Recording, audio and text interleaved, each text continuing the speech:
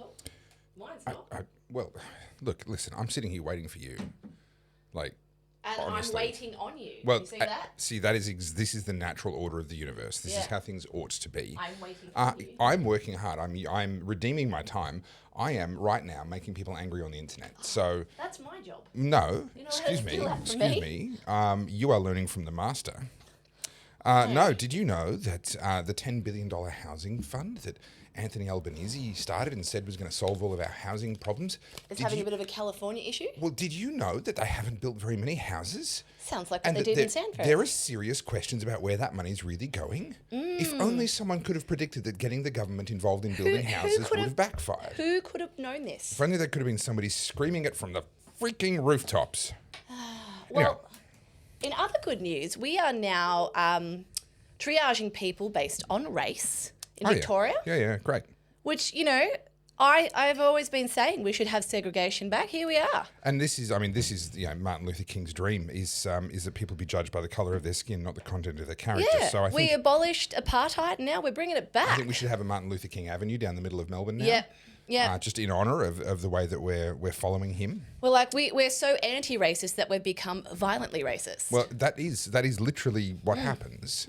Now, sorry, you're interrupting me. I'm doing important things here. Do you want me to talk to the camera? Well, have you got booklets? Monday. Have you got booklets that aren't munted? No, they're coming in literally 20 minutes. I just saw the courier update. Okay, so you're going to have to run downstairs and get them? Oh, I can. That'll be hilarious. I can do that. I will make them. I don't know what I'll do, but I'll make them most of the time when you're away from the screen. I will keep an eye on. Oh, did they come whilst we're up here? Let's have a look. They're there now. Oh, hang on. Is it? Well, or is that you? No. Or is that me? Is it an old notification? Hang on. Look at the camera. I am currently making people angry on the internet. So about what? Please don't interrupt me. Well, specifically about that $10 billion building fund right now. But I'm just... Are you assuming they're going to be angry or you're deliberately writing to make them angry? No. I made people angry today. I supported something that Jacinta Allen said. Oh, about the NIMBYs? About the NIMBYs. Yeah, I was a bit torn on that. I had it there for us to talk about. A lot of people are going to be torn on this one. Yeah. This is a good thing. You cannot change my mind. I have gone deep into this topic over years. Yeah. I understand it way more thoroughly than basically anyone that has tried to take me to task on this at any point in my time as a political commentator. You are lucky to have neighbours. Mm-hmm. If your neighbour wants to do something to add value to their property, shut the fuck up. Yeah. I do believe that, look, I'm not personally, is that them? No. Oh, hang on. It's a lady walking past. It's a lady. Well, you have a hyperactive, like you have the we chihuahua. do. You have the chihuahua of doorbell Yeah, cameras. we do. I miss nothing. Now, listen, before we get too deep into things, I have upgraded the set at my own expense. Are you putting the headphones on? Well, see, this is the thing. You've given me these headphones, and they're amazing. Oh, they're great. They allow me to hear you more. In stereo sound. I have a better idea. Oh. These are noise cancelling. Oh, so you... So they'll allow me to hear you less? Not at all. Oh, this is meant to be funny. I just think I'm just going to enjoy the podcast so much more. I mean, this is amazing. I cannot begin to tell you. There we go. Yeah. See, if we could just have a chat and just ignore everything else that's going on in the world and in the room. I think this is the future. It's all right, guys. I deal with this every day. Wow. Every day. Twice a week in person. Oh, well, kind of in person. Well, yeah. Once a week is enough. Once a week is definitely enough. Imagine if we had just shitting over all my good ideas. Imagine if we had a daily podcast. They're very nice. Like a Tim Pool. A Tim Pool. Gosh. Oh, they've got some weight to them. Yeah, they're quite heavy. Bowen and Wilkins. Yeah. That's more stylish than I would have pinned you for. And can you notice the colour? Yeah. It's very on brand for me. I didn't get black. Yeah. I had to go out of my way. These aren't actually very easy to get your hands on. I had to go out of my way to find the non-black ones. Show and tell, everyone. Just like for you. Are these really good? I've never heard of this brand. They are good. Geez, probably like... They're up there with the so I mean, Bowers and Wilkins, for example, they do sound systems in McLaren road cars and blah, blah, blah. Like they're a top-end audio brand. There's so many top-end audio brands. There's a lot. And I mean, honestly, yeah, anyway, sorry, let's not go down that rabbit hole. But no, these do a very good job. And I have convinced my wife that they completely block out everything and that I literally can hear nothing at all, which isn't true. If you've ever used noise-cancelling headphones, you can hear some stuff. But she believes that I literally, like, nothing gets through. And I'm going to maintain that ruse for as long as I can. Until she watches this show, and then she'll know. But she never watches my work. To be fair, I wouldn't watch it either. This is why we're still married. She just completely ignores everything I do. Are you going to put your headphones on so I don't look like a total nonce? The indignity of having to hear your voice in stereoscopic glory. Well, you can hear my fake AI singing if you like. Okay, so we tried to play this on Monday, and that was a fail. That was terrible. It didn't work. Did you listen back to it? No. Yeah, good. Oh, was it like... It was trash. It was. I think the noise suppression, some of the guys in the comments were saying it was probably the noise suppression. I think they're right. It's tuned for voices. And you're trying to play music, and it's like, I don't understand. It sounds like a really noisy environment. Oh, and so it's trying to cancel all the noise. Yeah, I think that's what happened. So hopefully, I mean, do we want to open with this? We can. Does it interest you? Well, look, I'm actually really... So if you can play the video, not just the song, the video that goes with it. This is pretty close to the final version. We were just chatting about it off air before the show. I think this is worth people seeing because I do think that the work that you're doing with this whole Chimera thing, and get ready everybody, Drink! With your masters, when you put it in the context of a video like this, I think all of a sudden it's going to click for a lot of people. Yeah, well, maybe before I explain it, because I didn't... All right, so just to talk you guys through it. Art is subjective, as we know. Sure. And I can infer all this stuff in my artwork, but unless I explicitly say it, how will you know? You got to treat me like an idiot. Yeah. I don't get artwork. Yeah, and not everyone is literal. And not everyone is sort of interpreted like that. Most people are very literal, so they're going to look at something and be like, I don't know what I'm looking at. Yeah. And so I was like, okay, so how do I guide it? So the tarot cards are one part of it, but then the other part, I was like, I wanted to make something that would have a visceral, emotional reaction to people. Yep. And so hence the song. And then, of course, if you're going to make a song, you're going to make a music video. Of course. And that's how we ended up here. Yeah. Now, to be clear, Carly is not a music producer. Not at all. Carly is also not a creative video producer. So just keep that in mind. This isn't some Hollywood $20 million budget quite amateur thing. But just listen to the words, listen to the music, and watch. And just remember, this is like supplementary to the actual work itself. Yeah. So the photos and my portraits are the work. Yeah. This was just a little extra to push me to HD standards. Well, I find this impressive, and I find it a very worthy addition to your exhibition and also to our Oddcast. Take it away, Carly Soderstrom, DJ. Okay, we're not going to have music. We're going to do that, are we? I can't hear anything. Right. Okay, entertain the crowd. It wouldn't be the Oddcast without some technical hitches, would it?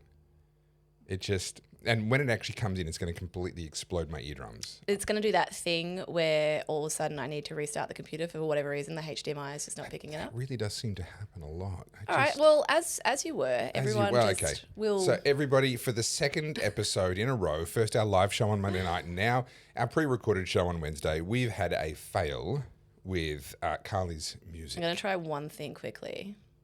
Like turning the sound up? This is why people are always like so fearful of live television. I've never understood that, and this is why. But this is the also, Gremlins. This is why the teams are so big. Like people think, someone like Tim Pool's just sort of sitting there and chatting with people or whatever. No, there's a team of people. Yes. When I go on to Newsmax in the US or one of these sorts of shows, I will talk to at least 3 other people before I come on. Right, the first person to establish that I've got a connection and everything else. The second person to frame me in the shot and to ask me to move closer or further or however they want me to be. Another person to check my audio levels and get me to speak and do all of that. Yeah. And then usually either the same person as the very first person to kind of count me in and let me know what's going on, or there'll be a fourth person who's kind of running the timing of how everything happens. That's just the people that I interact with as an outside guest beaming into the studio. They've also got all their other people that are doing all their work inside the studio. There can easily be a dozen people in these rooms or working around these rooms to make these shows happen. And we are illustrating right now the reason why. Yes, absolutely, we are. Well, there's a couple of issues going on right now. So firstly, so many. Half the files aren't linked because my hard drive's downstairs. So you can entertain the crowd for 2 minutes while I grab it. So are you telling me that we have this amazing show with like 30 different topics to get through in the next 2 hours and 50 minutes and 15 seconds, and you've just left the hard drive downstairs, and therefore all of the assets and the files that we have loaded in order to entertain our beloved oddies, you guys that we do this for. Carly, it pains me to say this, but you're fired. You're fired. There you go. She's left. She's gone. She resigned effective immediately. She's gone. That's it, guys. It's going to be a solo show from now on. Thank God for that. I'm just going to put my noise cancelling headphones back on. She's crying in the corner. It's a little bit embarrassing. Not really dignified. Not something that we really need to see. But I guess technically I am actually inside her house, so I probably shouldn't expect her to actually leave. So I'm just going to put the noise cancelling headphones on in a minute, and we'll carry on with the show. How about I'm just thinking, what about a 1 hour rendition of the tangent time? What are you doing back? I fired you. No, you didn't. I fired you. We're in my house, bro. Listen, I said you're fired, and then I went to the wide shot, and you were gone. So you're channeling your inner Donald Trump. Or? You had yes. What is it? The Apprentice. You're fired. Did you ever watch that show? No. Never. Yeah. I'm aware of it only in mimetic form, as with a lot of TV shows. I'm aware of sort of the pop culture discourse. I was going to say, I remember him saying you're fired. Yeah. I don't remember. We've all seen it in context. the ads and stuff, but yeah. I mean, he would basically set challenges to people and dismiss someone from the show. It was just another way of doing Survivor, another way of doing Biggest Loser, another way. Like, they're all the same show. Yeah, okay. They're all exactly the same show. Just the type of challenge is different. Did you ever get into reality TV? There was one. Hooked me good and proper. What's that? The Original Mole. I remember that show. I remember having that conversation with someone the other day. The first season of The Mole. That was great. Phenomenal. Because it was so different. I'd never seen anything like it before. Yeah. Survivor didn't exist. Big Brother didn't exist. None of this stuff existed in Australia. And this show came on, and it was the intrigue of trying to figure out who the mole was, and the challenges all seemed so original and everything else. And to be fair to the modern shows, it's very hard to be original now in that space because everything's been done. That was on when I was a kid. So someone was obviously the mole. And what was the show around again? I forget. Oh, they were all competing to complete challenges and to increase the prize pool and everything else. Amazing Race kind of deal? Or am I conflating a little bit more contained than that. Okay. But they would travel around to different places and do interesting things. But among their number was someone who was trying to make the challenges fail, and they would win whatever money was deducted. Correct. And then every episode there was a questionnaire where they had to answer questions about who the mole was. You know, what colour shirt was the mole wearing during this challenge, blah, blah, blah. Yeah. And so they had to try and figure out who the mole was and then remember things about them, but also not reveal to each other who the mole was because they want to get those questions right and have other people get it wrong. So it was a very cleverly designed mechanism that introduced a lot of secrecy. And it worked. It worked brilliantly. It was such a good show, and I got proper hooked on that. And then Big Brother came out, I feel like shortly after that. We're talking a long time ago. I don't remember the exact timeline. And I remember getting excited. Oh, this is going to be another one of these sorts of really addictive shows. And then it started, and I think I got about 10 minutes in and went, no. Yeah, I'm so far out of here. Who was the host of Big Brother? Gretel Colleen. She was insufferable. She was. And she was, how do I say? She was too old for the role, not because she can't be older, just because it was so jarring how she was trying to be young and hip when she wasn't. It was just a bit uncomfortable. The voice. I just couldn't do the voice. Yeah. I had a couple of friends do... Sorry, not the TV show, but her voice in that role. I had a couple of friends do Big Brother. Right. And, yeah, not good. I had someone that I know through dancing back when I was cool and I used to teach salsa dancing. Did one of those Farmer Wants a Wife or one of those kind of show. I don't remember exactly which one it was. They were somewhat a little more, no? Highly manipulative behind the scenes. Yeah, okay. The producers, all that stuff you hear about producers trying to get them drunk and all that sort of stuff. So they do stupid shit. I'm not going to say that's universal across all the shows, but it has been true of some of the shows. But also, the producers are looking for stories, and if there aren't any, they'll make them up. Yeah. And with the power of editing, you can turn anyone into a villain. Yeah. And audiences are dumb. Sorry, guys, I'm just going to insult you here. Audiences are dumb.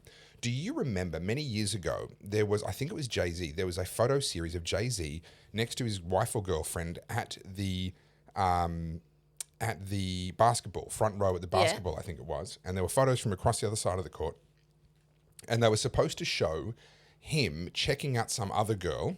Yeah. And then his partner or wife like reacting angrily at him. It was a three photo frame. Okay. A 3-photo series. His jacket disappears partway through this series. Right? He's wearing his jacket in the first 2 and he's not wearing it in the third one. Went viral. Right? People are too dumb.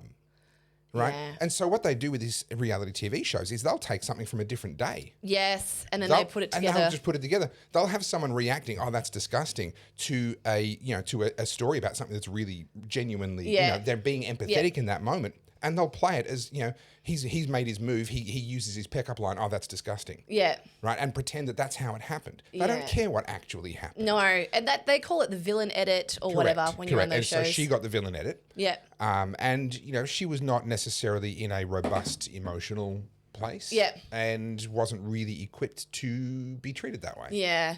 And they have no regard whatsoever for the people that they're doing that to. They just want the show, they want the views, they want the outrage, and they don't care about the lawsuits. I can say that also a current affair shows are very similar. Really? From personal experience. How would you know? Do you know what would you know about television and current affairs shows, Carly? I could tell you a thing or two. You're just a YouTuber. I could tell you a thing or two, and I could tell you just how orchestrated it was. And I don't really want to talk about it again, but I found out afterwards, after it all had happened, they had planned to trap me so that they could have the story. So they had already gone and pre-recorded the story with Brittany, the one that did it in. So Brittany, if you ever listen to this, which you probably will through Tattle Life, just so you know, every single death threat and rape threat is because of what you did, honey. That is on you. So I hope that's not well every single one. We did get a new one recently. I did get a new one. Shall we talk about that? Shall we start with the good news? Start with the good news. The threats are back, everybody. Excellent. All right. So let me see. So I mean, I'll let you read it because Well, look, I didn't love this. I'm going to edit this a little bit. But so this is Roy. Now, you remember Roy from a few episodes ago. We talked a few episodes ago about how you are an alleged Jezebel with a potty mouth, and we did an entire little segment that I put up on my channel about this as well. You're an alleged Jezebel with a potty mouth. Although I think if we had a swear jar in the last 3 episodes, I would have put considerably more money in than you. I feel like you've actually overtaken. I believe that's probably true. You said the C-bomb, man. And I've already sworn in this episode. Yeah. So I think you might have changed. Anyway. No, it's different. It's sexism because you are a man, so you can be. I can. I'm a lady. So he's busy in my comments. She upsets me because she's a Jezebel with a foul, disgusting mouth, which brings shame to your otherwise good work. I swear more than she does now, so I don't know where you're getting these ideas from. He literally said the C-bomb last week. But also, like, the self-righteousness of this, right? But and the self-righteousness is important because of what he says next. In my old days, she would be dragged into a room as a pile of the boys shouted onion. For those that don't understand, that's a gangbang. That sounds an awful lot like a rape threat. Oh, I think it's more than that. I think it's a gang rape threat. I think it's saying we're going to drag you behind the shed and... It would be if he had friends. Yeah. He can't organise a group of friends. So let's... I think we've got his profile picture. We do have his picture. Let me pull it up for you. But just shout out to Roy because he's a man of the Christian faith. Well, allegedly. So, allegedly. No, he is a follower of Christ, as he proclaims often in your comments. Self-alleged. But this is Roy. So, hi, Roy. You're now famous. Yeah, making rape threats against women who you've never met and clearly know very little about. You are a classy individual. Riding his Harley because he's got a little wing. Because he's got nothing to compensate for. Look at those arms. I mean, wow, I'm scared. I'm really scared of Roy. Look at those arms. But imagine that, like, we talk about the left being idiots all the time, but this is the worst. So Roy's obviously one of those people that's gone down the groiper. I learned what that means, by the way, the Nick Fuentes thing. Yeah. He's gone down far too far. I regret having to Google that phrase in order to find out what it meant. I don't know what it meant either. Yeah, no, now I know. Yeah. But yeah, so Roy now believes that if women aren't, behaving the way they are in The Handmaid's Tale, that they should be gang raped. Well, that would seem to be what he says, and I would certainly suggest that he needs to spend some time self-reflecting on his claim to be operating in Christian love, because he seems to be operating out of a deep level of judgment and, hypocrisy. I would say I don't believe Jesus would be overly enthused. Look, I remember when he met the woman at the well, and he said, back in my day, we would have dragged you into a... No, he didn't say that. he said, "Go and sin no more." That's without. Yeah, that was a bit different. Sorry, I misremembered this story. Sorry about that. It was a while ago, so Look, I mean, 2,000 years. I'm doing well to remember it at all. Guys, don't be idiots on the internet. Just don't be an idiot. I mean, it's not my first rape threat. I'm sure it won't be my last, but nothing says you're a weak little man like threatening rape with a woman. Yeah, and there's so much wrong with that. Anyway, that's not our good news to start the show. It's not, but I think this is working. So should we try to? Oh, hang on. Okay. Let's see. Hang on. Go. Let's see. Okay. I hear music. Excellent. I just had to change the output. So, guys, if you're listening, enjoy the music. It's fine, but you can download it on Spotify. You really do want to see this video. All right, cool. So, ready? We're gonna hear. Can I get rid of us? I don't know. It depends on how you've got it set up. Is it just an input? Yeah. Yeah. There you go. We're gone. Goodbye. Can you go full screen? That is full screen because it's set up to the dimensions of the projector. Okay. Sorry.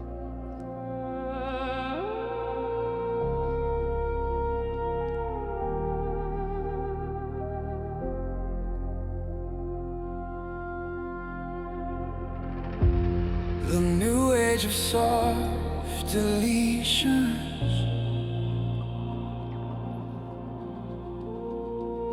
where skin is memory and memory's thin, where glass pulses fade with the rush of dopamine. It's nice to meet you, poor listless thing. We blink beneath the blue light and call it being alive. Chimera, born of a mirror, born of machine, woven in longing, erased between your beauty collapsing in pixel disguise. I blend into silence, fracturing alive. This reflection's a ghost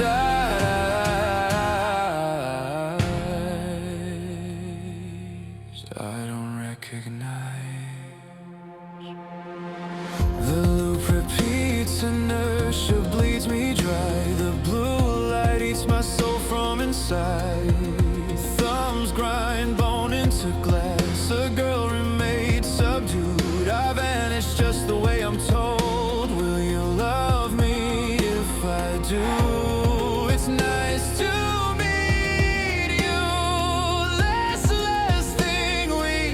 beneath the blue light and call it being alive.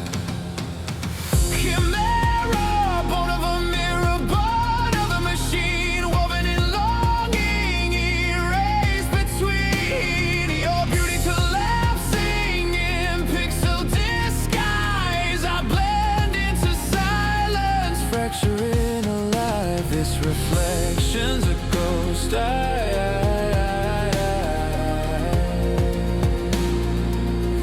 I don't recognize.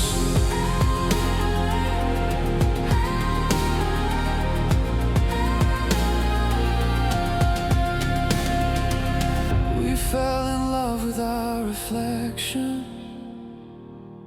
We were raised on the echo, the feedback, the lie. We forgot that beauty breathes. We taught it how to die.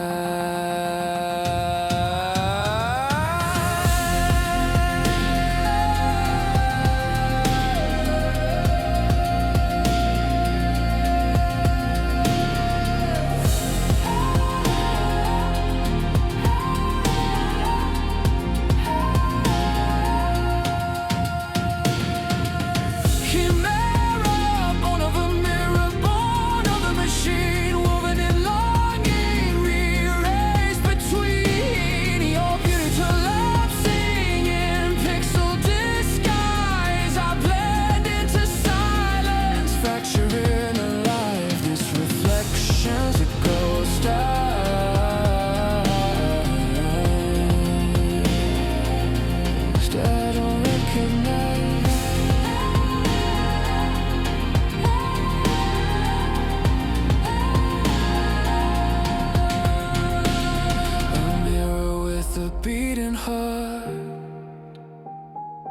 door to death pulled apart. If this is love, it's built on need. I am the echo you taught to breathe.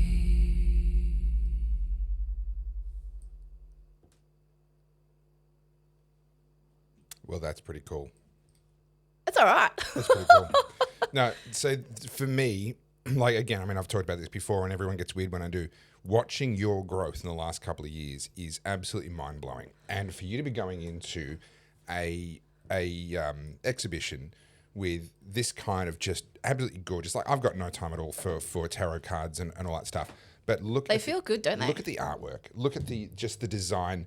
The way that this has been done is just so incredibly provocative. It is cool. It tells exactly the story that you want to tell. The audio-visual elements, the massive prints are just so impressive. Oh, thank you. I am so impressive. I will say, though, that your thesis is insufferable, and I nearly had a seizure when you read it. I will say that. Do you know what's funny is, like, that's my last thing. I have to go back and edit it down. It's at 10,000 words. I need to get it down by at least 2,000. Please. So I'll take out some of, like, really pompous, like, 20-syllable words. But no, that is an exhibition that's going to be worth going to, and thank God I won't be able to make it. Yeah. So if you're in Melbourne and you hear this in time, it's on Chapel Street. Google Hawker Spaces. It's the South Yarra end. Oh yeah. I'll be there hanging out. G is also not interested. He's going down to Golden Beach for the weekend. It's nice to know you got support, isn't it? He's like, I'm proud of you, but if I hear that song one more time, yeah. I'm gonna snap. Yeah. Yeah. No, fair enough. Do you know what though? Like, I think I said this on Monday nights. I'm someone that's just a uber creative, so I love having a crack at stuff, and I'm not expecting to be an expert overnight. Yeah. But AI really does make it a little bit more accessible. Well, this is exactly what we did talk about a couple of months ago now, I guess.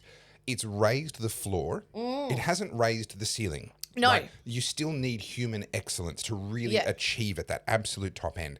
But it's raised the floor and it's made it easier in the same way that word processors have made it easier for non-typists to create nice-looking documents, right? In exactly the same way, AI is allowing people to raise the floor of what kind of music you're going to have in an exhibition, for example.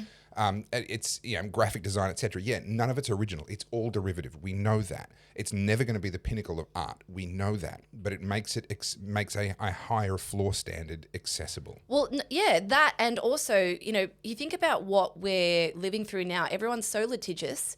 Everything has copyright strikes. You're not allowed to use it. You get in trouble all the time. You just talked about that on Monday. So you sort of go, well, I haven't heard back from them. Yeah, funny that. Yeah. Someone's like typing it into ChatGPT. How do I respond to this? Someone's like, ooh, porcupine. Too hard basket. It's why whenever, like, I swear in the council, they see my surname, they're like, don't bother. Too hard basket. Yeah. She's only going to fight back. But yeah, so AI is allowing you to sort of fill in those blanks where you otherwise couldn't. So, for example, I wanted to use a sleep token song, or I wanted to use something. Yeah. I can't pay for the licensing of that. And same with, movies. I know a couple of people at the moment who are trying to do short films. Yeah. And, you do the short film to pitch the idea and, because there's no funding. Prior to that, unless you had your own camera and a lot of patience, those things could take you weeks. Yeah. Now it's sort of like, okay, you can use AI to fill in and go, just imagine this, we'll film this here. And you're using AI to storyboard or to sort of illustrate things. Well, speaking as a award-winning short film creator, for my 7-minute short film, The Hustle. God, what's the guy's name from The Simpsons? I've already forgot.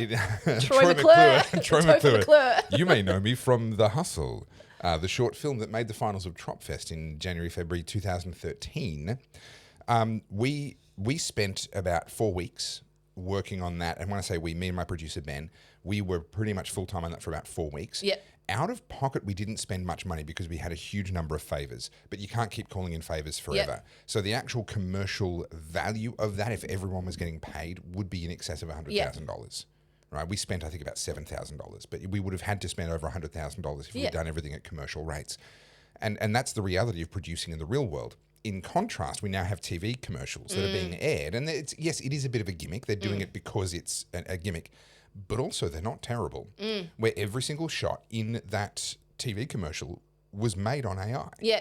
And these days, you could make a short film or a proof of concept on AI. As a graphic designer, so my very first graphic design job was at news magazines, and I didn't do the editorial design. I did all the advertising design. Yeah. So if people were going to Mercedes, our sales team wanted to go to Mercedes, and you got to remember back then, these publishing advertising budgets were like 100,000, 200,000. Yeah. So if we were pitching to Mercedes to be in, say, Vogue, GQ, whatever, we had to do a massive presentation, and I'd mock it up and things like that. So you take in physical magazines with the idea for the shoot, and we would actually shoot the idea. Yeah. So you can imagine, just before we even won the client over, we already laid out a huge amount of, we would do pre-production shoots where we would hire models, hire the set, do all the shoot, and then they might be like, no, I don't like the concept. Yeah. So and even if they like the concept, those ones are never going to make it into the finish. They reshoot the whole thing. Yeah.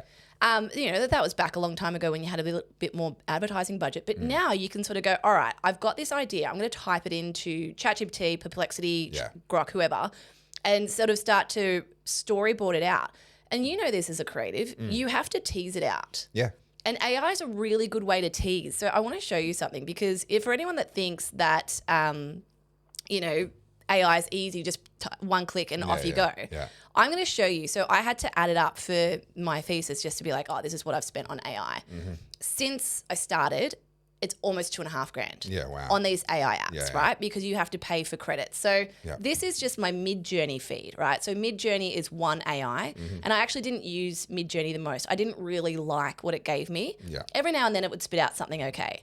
But this is just me scrolling through my feed. You can see how many different generations they are, right? Iterations of things, yeah. Like this is like literally the last month.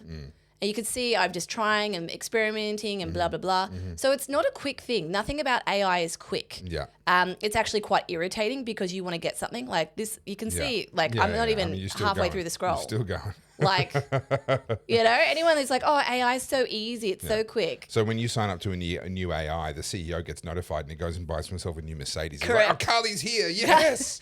Well, we're going to make money this month. To be really inclusive of all the AIs. I tried them all, and then I started doing videos, and then because I'm an overachiever, my mind was like, well, now we're doing a music video, and now we'll do we'll do actual music, and then here we are. And it went crazy. But do you know, I wanted to bring this up last week, but I don't think it actually made the news cycle. I think it was just a bit of a storm in a teacup. Right. But the artist I've talked about before, CJ Henry. Prince? Oh, no, sorry. Who? Yeah. Formerly known as Prince? Yeah. Dude, you're showing your age. He's been dead over a decade.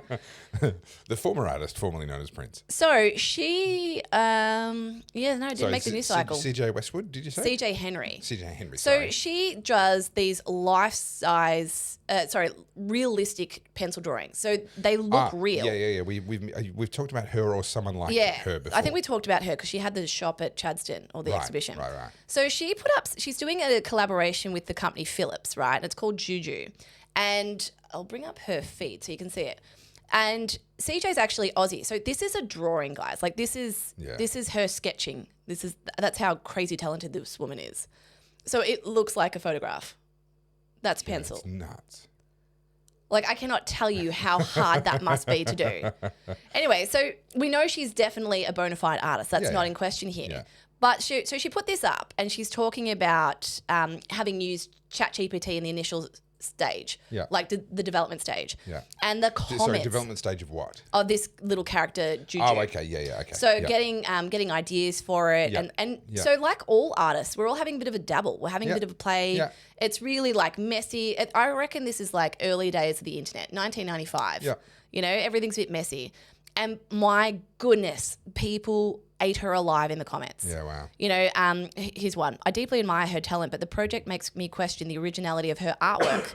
Her practice seems inevitably dependent on the creations of others. She reproduces and interprets, but rarely originates. That sounds like ChatGPT, by the way. Yeah. Even when given the opportunity to develop something entirely new, she did not present a single sketch or trace of her own. The final piece was determined by AI only.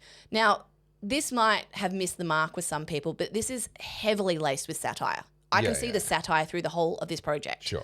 And that's a good artist. You shouldn't have to explicitly state what you're trying to achieve. It should start conversation. But also, regardless, This is her trying to create products that support her business and allow her to survive as an artist and keep doing what she wants. If people like them, they'll buy them. If 100%. people don't, they won't.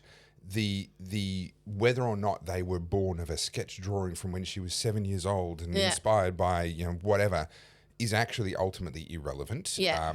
We're all grown-ups. This is the real world. People buy stuff they like and don't buy stuff they don't like. If you can use a tool that helps you to create stuff that people like, it'd be like someone saying to me, oh, you've used AI to help you with your research in a video. Yeah. Yeah, it didn't write the video for me. Yeah. And I do, just full disclosure for anyone who's outraged. Yeah, I jump into a topic, I jump into Grok and I say, okay, tell me about this, tell me about that. And it pulls things for me. Well, individuals and then I write the story. Individuals are highly under-resourced, right? So, sorry, you're doing that. Oh, yeah. So one of the comments was like, I just don't understand. You're such an amazing artist.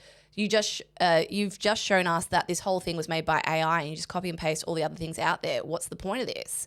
And then, people have just been scathing, but there was a really good argument here about Picasso, if it's in here. I love it. Art is subjective. Art is the eye of the beholder. It's what CJ wanted and purposely created. It's not about what you want. You don't have to like everything she does or the process she takes. I love CJ for following her passion wherever it takes her. It's her creations. You stop being a true creative when you allow someone to tell you what you can and can't do. Yep. Artists are influenced by everything around them, including technology. This is no different. Which is exactly my opinion. Yeah. And then obviously everyone's like, this is late stage capitalism, truly heartbreaking. Your concept's always next level. And now you're using AI as a clutch. It makes me question you as an artist. Like, okay, this was the one, sorry. It cracks me up how everyone is offended by the AI aspect because it is inspired from other artists' work, when literally every artist is inspired by other artists' work. But they add their own touch to it, which is what is happening here. Mm-hmm. Get offended when people steal things as is, but before AI, people Photoshop the inspo. AI just speeds it up.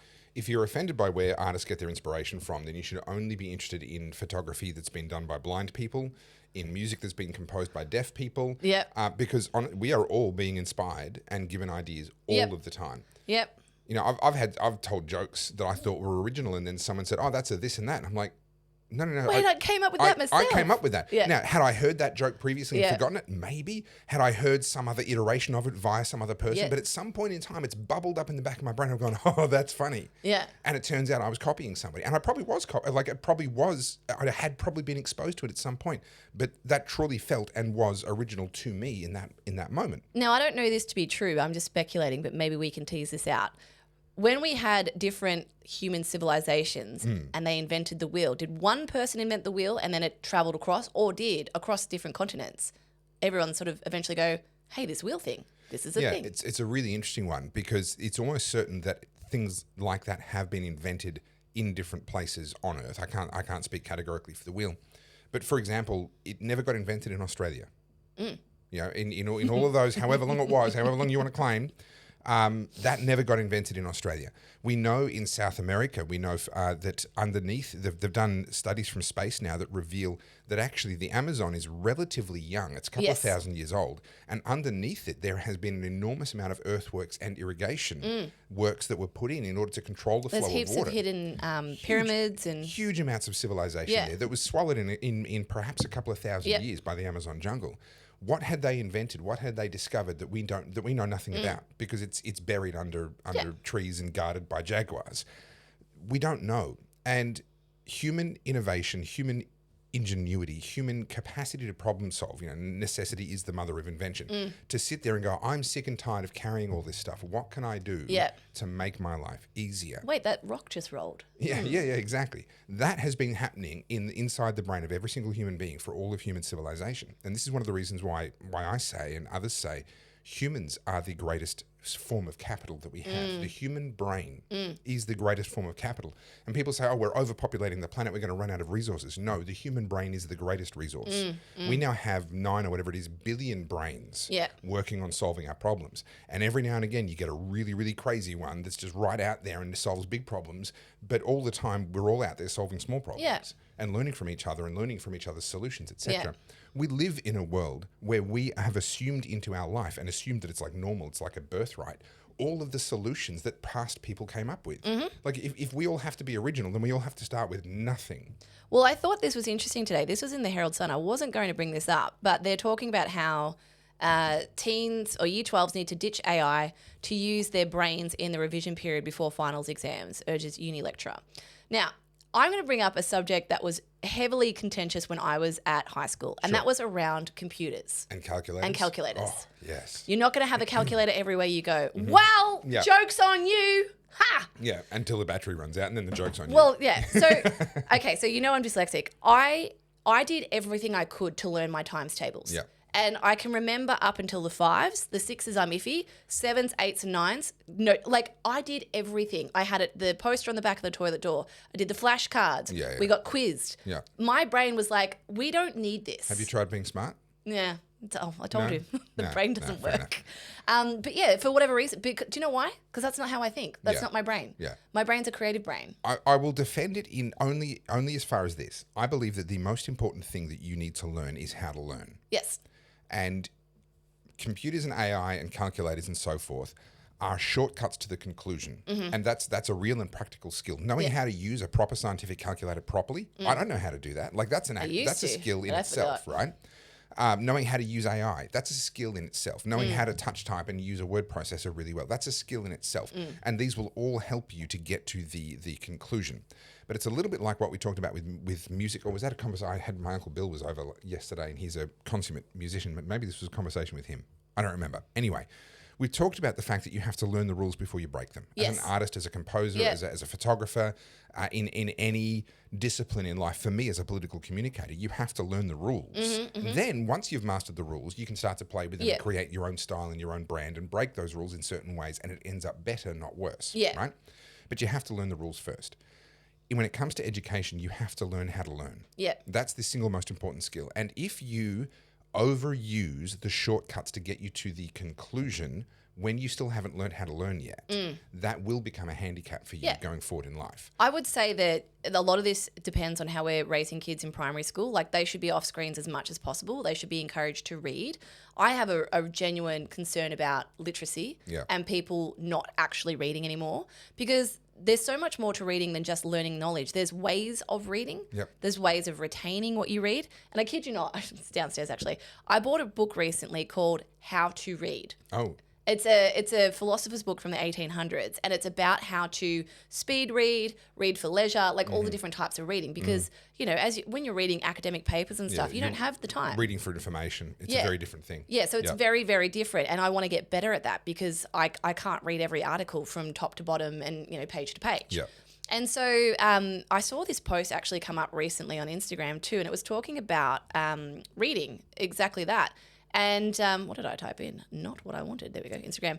And I reckon that's actually a concern. ChatGPT, you still have to read it. Right? So you can type things in. I don't think ChatGPT is much different to Google or encyclopedias or, Wikipedia, whatever. It's giving you a exhaustive list of information. The problem is if you take that verbatim, you don't cross-reference it. Check it with Perplexity, check it with Grok, check it with actual research. So the reason I know about this is this actually happened 2 years ago. I think we brought this story up before. There was a legal case where someone did prepared a legal document, and it had all these quotes from cases that didn't actually exist. Right. Yes. Yeah. We talked about this. And then it happened with Deloitte recently too. Yeah. So that just makes me think you're an idiot because that's the first thing you do is check your references. Yeah, exactly. It's fine for collating information. And that should be true just right across the internet. I saw a thing come up. What was it about the U.S. House Oversight Committee and the Biden auto pen stuff. Yes. And I saw a thing come up about that and a claim that they'd said what they'd said. The first thing I do is I go across to Google, I Google a few of those keywords and I try and find something on the government, the House, the Congress website or, official sort of stuff. You fact check. That's the first thing you do. But coming back to reading, there are 3 key speeds for reading.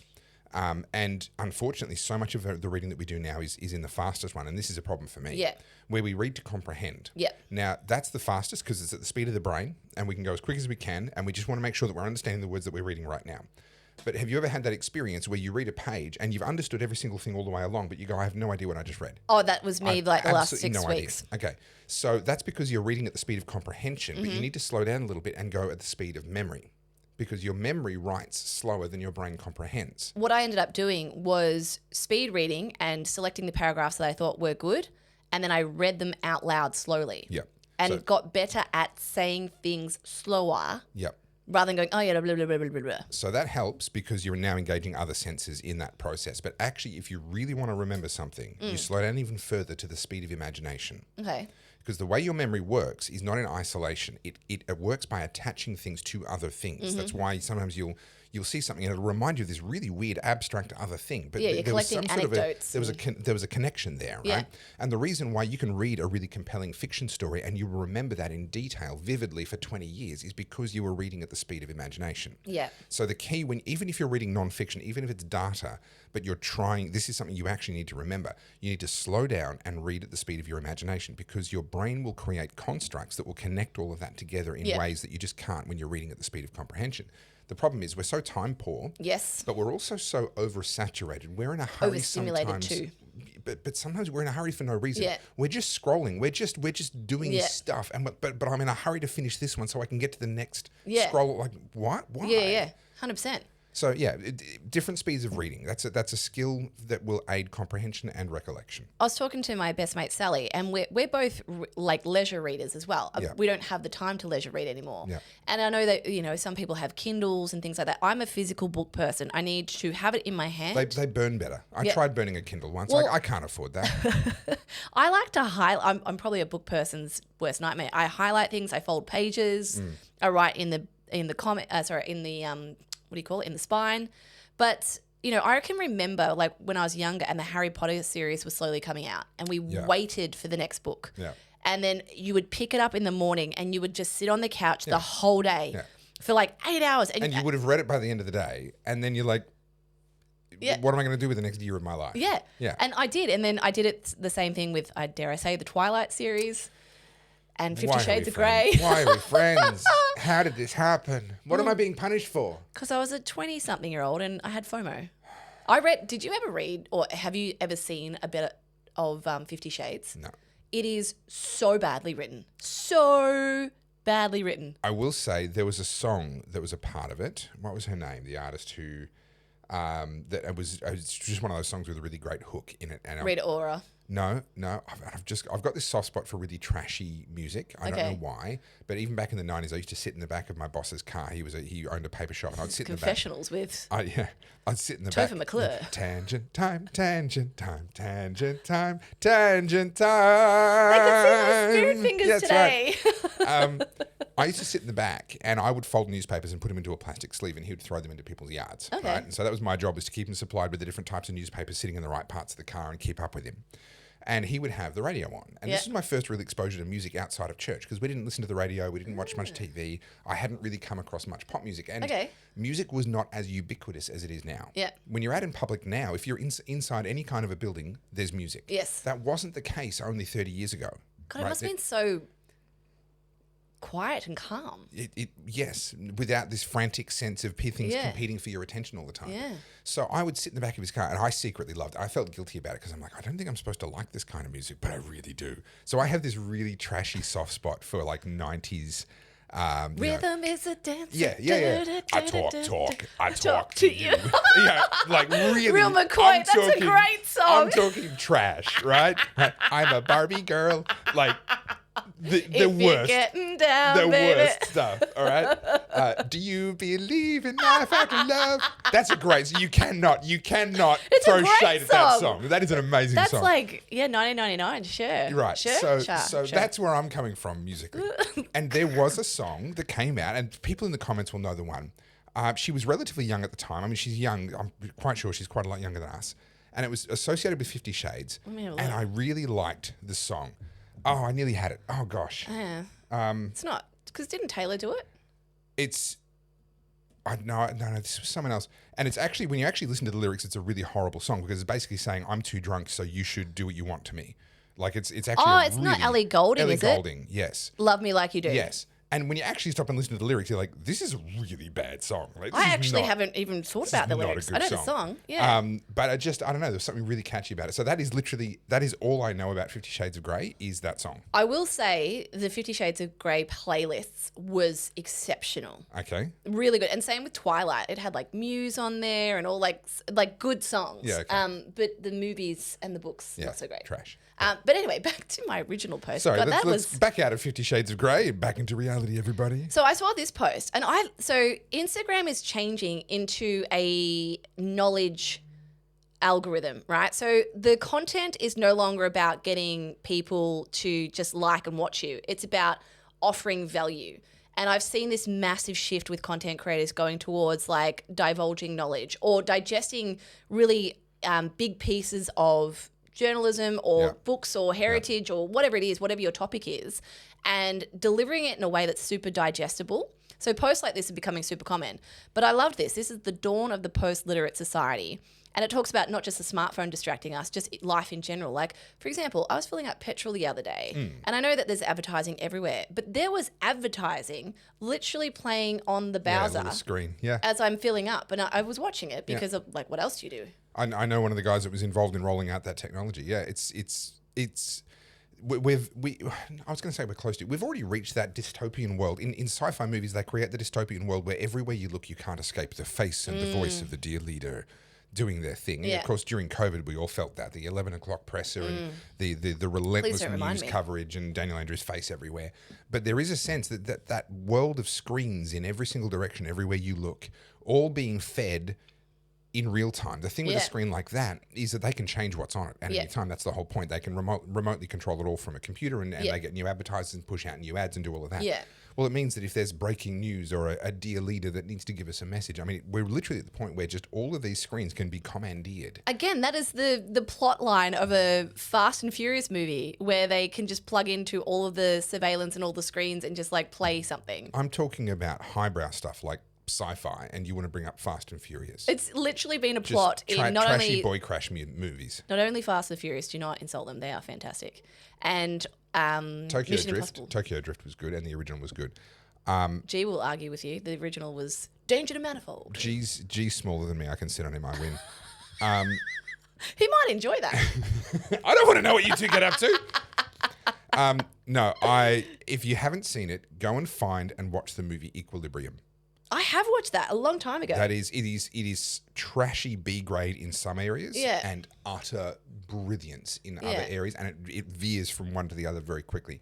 But that is the movie of every movie in the world, including Lord of the Rings, by the way. That is the movie I've seen the most times. I've seen it about 13, 14 times now. Equilibrium. Really, I just find it really compelling, and the world that it creates, and that scenario, that science fiction scenario of basically everyone being forced to deny emotion and being medicated to remove emotion out of society, and one man's journey back to feeling is just, it's an incredibly compelling story. That shows the remarkable difference between the two of us. That's your most watched movie. Right. Mine's Top Gun, but a specific scene, the volleyball scene. Yeah. Went back in the old VHS days. Rewind. Yeah, when the family went to watch Top Gun, you started sweating because as soon as it gets to that scene, it all starts to get glitchy and. Oh, really? How's this tape so worn out in this one little section? Actually, the most watched movie of all time was Moonwalker, Michael Jackson. My parents had to buy a new VHS because I wore it out. Wow. I did that with, actually, yes, there is a movie that I've watched more than Equilibrium, but it was when I was very, very young. Swiss Family Robinson. Yeah, I wore out the family VHS. I don't remember. I remember tiny bits of it, but apparently it would finish and the credits would start and I would be running off to mum and dad to ask for permission to watch it again. Really? Yeah, isn't it funny how kids just have an obsession with something? They just go like that. That's their thing. I couldn't even tell you what happens, but I remember there was a. I've seen it. I can't remember it. There was a sea battle where they were using cannons, and I don't know if it was a battle, but a cannon was fired from one ship to another, and there was a glitch on the videotape that was kind of circular in that moment after the boom has happened, and we would have arguments as a family about whether that little glitch on the image was a real cannonball. Did they fire a real cannon? Because it looks real. It looks pretty real. My older brother's like, no, of course they didn't fire a real cannon. But look at that glitch. Look at that thing. It could be. It could have. Yeah. What's your favourite movie? Have we had this discussion?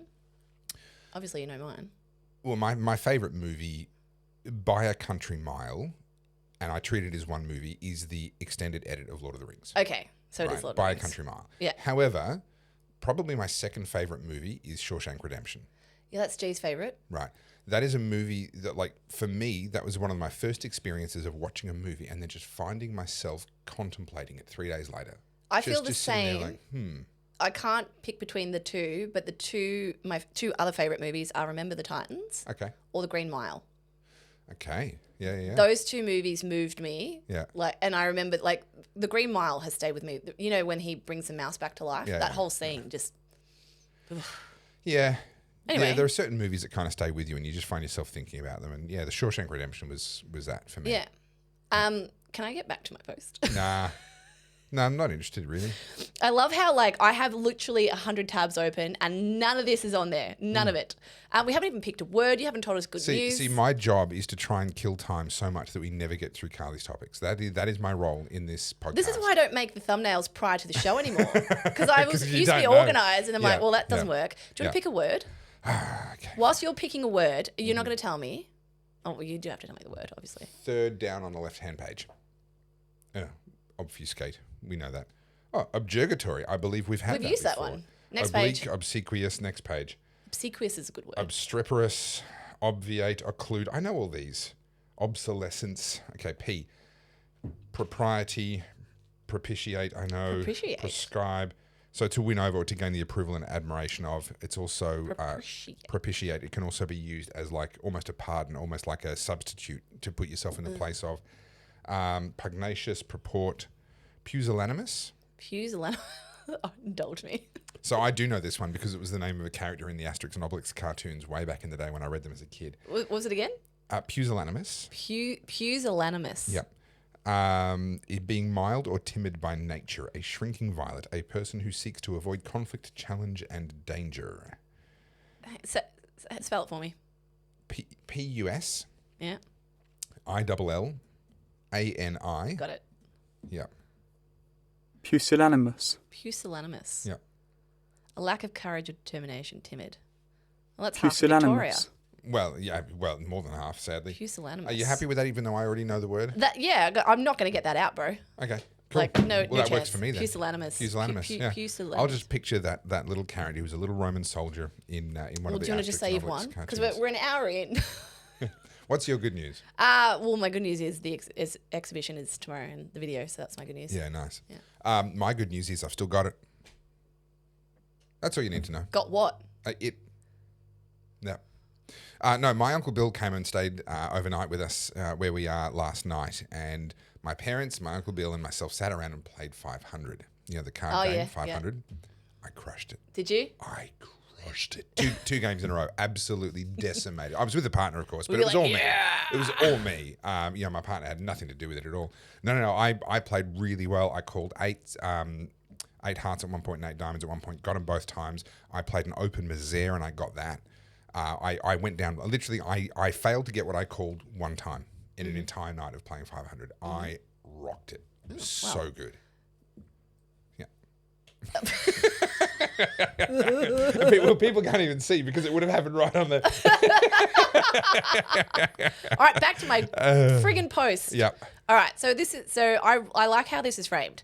It was one of the most important revolutions in modern history, and yet no blood was spilled, no bombs were thrown, and no monarch was beheaded. What happened What was a this. shame. What a waste. In the middle of the 18th century, huge numbers of ordinary people began to read. For the first couple of centuries after the invention of the printing press, reading remained largely an elite pursuit.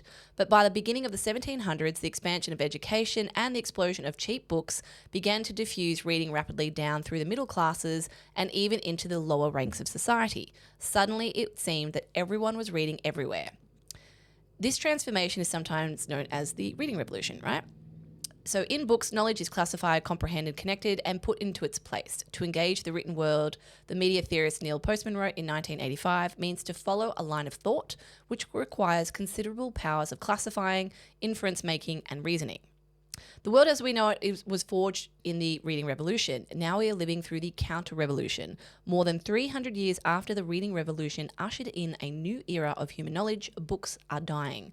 You do not have to believe print is perfect and incorruptible system of communication to accept it as also a certain necessary precondition of democracy. we may be able to find out that it is not possible to run the most advanced civilization in the history of the planet with the intellectual apparatus of a pre-literate society. So it's essentially saying that if people aren't reading anymore and people aren't using that part of their brain and relying on ChatGPT or whatnot, we're going to regress. And we know that because people are using AI incorrectly. Yeah. And the lack of critical thinking skills does stem from a lack of deep reading skills. And, you know, whoever made that comment about how it requires a certain level of the ability to categorize, to draw inferences, etc., is exactly correct.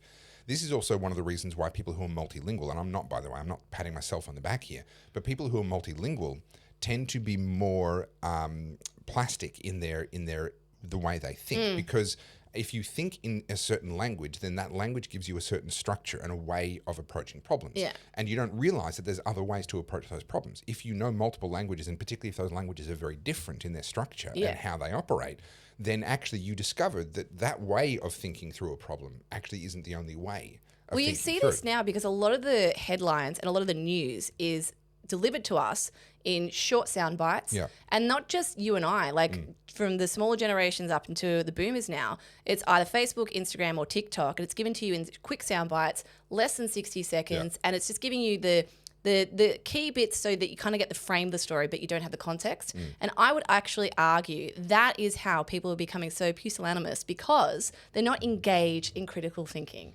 Did you like it? I'm going to call you out on that. Why? Because you're using pusillanimous as though that is intellectual. It's a lack of critical thinking. It's a lack of courage. It's a shrinking Yes, violet. I would say that's why they don't have courage, because they don't trust themselves. They need to outsource their courage to. I believe it worked. He doesn't like me winning. 10 minutes hadn't passed since we'd picked it. Oh, there is an embargo. There is an been an embargo. hour. We have not since we picked the word. Whatever. Fine, I don't have much choice anyway. You're the one Anyway. that runs the podcast. You can give yourself the points if you want. You cheater. But yeah, I would argue that because we don't read the newspaper anymore and people don't read the full article from the top to the bottom, and Tim Cast actually is really good at calling this out. Because say the New York Times or who call themselves like real journalists, yeah, or the front page of the world, yeah. right? They will put all the bits that they know you're going to read in the first paragraph or the headline or the byline, and all the actual important stuff is right down the bottom where you won't read it. Correct. CNN do the same thing with their articles. Correct. The Guardian do the same thing. So It's standard fare in media. Yeah. This is normal. and they wonder why people are tapping out. Yeah.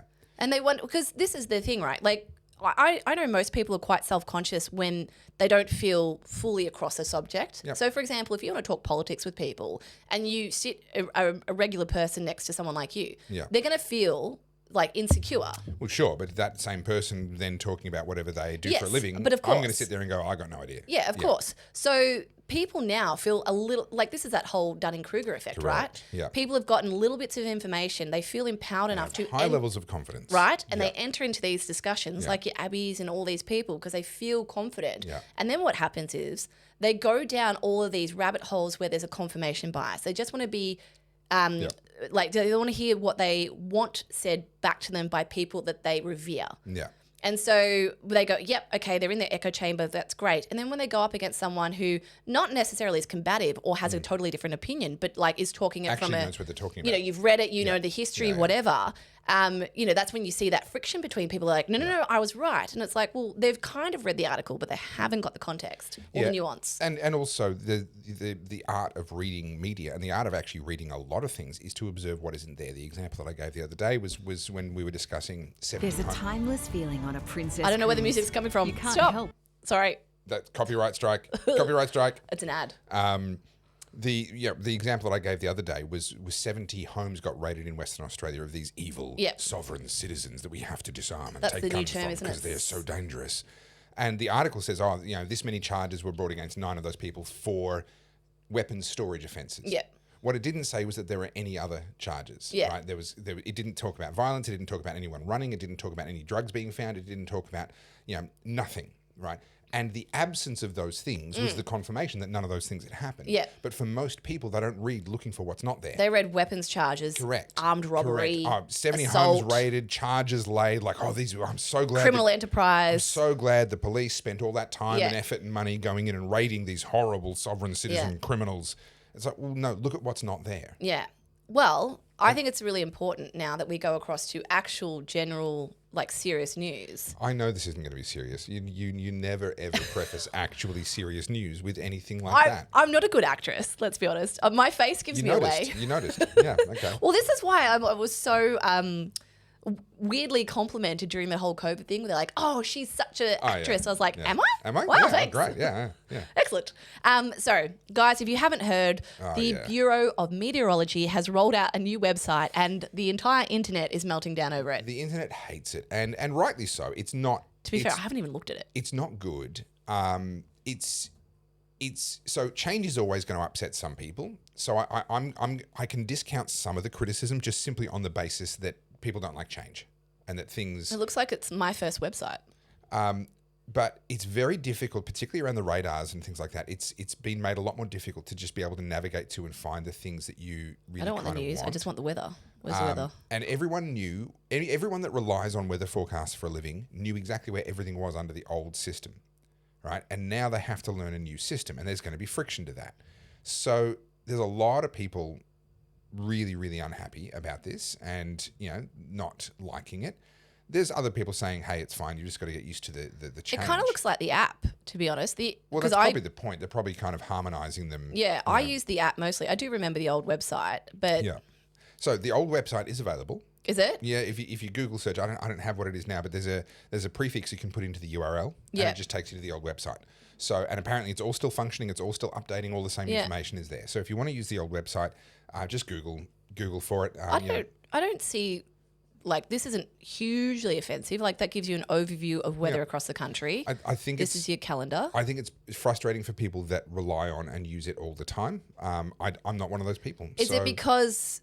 Is this like a Luddite kind of thing? Like, it's not actually not functional. It's just the layout's changed and you have to relearn. So there is definitely an element of that. However, talking to people up my way who are farmers and so forth, and they're on there all the time. It matters. Yeah. It matters to them moment by moment. They've got their grievances with it. I'll be honest. I didn't fully understand the outrage, to be honest. This is my first time looking at it. I mean, I'm a more visual person. I find that all of the words is kind of annoying to me. I like the app, but this is exactly what you get on the app. Yeah. So that's normally what you see. And then if I want to see the wind, which I don't know why, but I care about the wind a lot. Oh, I'm sure it's deeply moved. Get it? See what I did Yeah, there? I do. Yeah, the wind is moved? No, because it determines whether or not I go for a walk to the beach. I see. Because I made the mistake. In your little privileged princess life. Yes. Mm. I went down to the beach a little while ago and I got sandblasted to the point where I was like, ow, it's starting to hurt now. So no more of that. I did a photo shoot for a Salvation Army project many, many years ago. We had a model down on the beach, down on the foreshore, down on the Mornington Peninsula side of things, and she was meant to be Mary in like this contemplative setting that the director for this particular shoot had imagined. And it was blowing a gale, and the angle was picking up sand, and she was trying to look sort of contemplative and serene whilst, yes, being sandblasted, just having like a dermatological facial treatment. It was a horrific day. So I know what you mean. Yes, it can be. I was just looking at this because I love the radar, and I'm sure everyone's into the radar. Yes. And I just like to see what's going on across Australia. Mm-hmm. This is what I do. I'm like, oh, yeah, it's raining up in Broome. Yep. But I think this has actually changed a little bit because you used to be able to zoom in relatively close and, if this kind of isn't really a fun stuff, detail. but you could see a bit more like... Yeah. And there were also, I've seen photos circulating online of people doing comparisons between the old radar and the new radar, the old website and the new website with the exact same moment in time. Yeah, okay.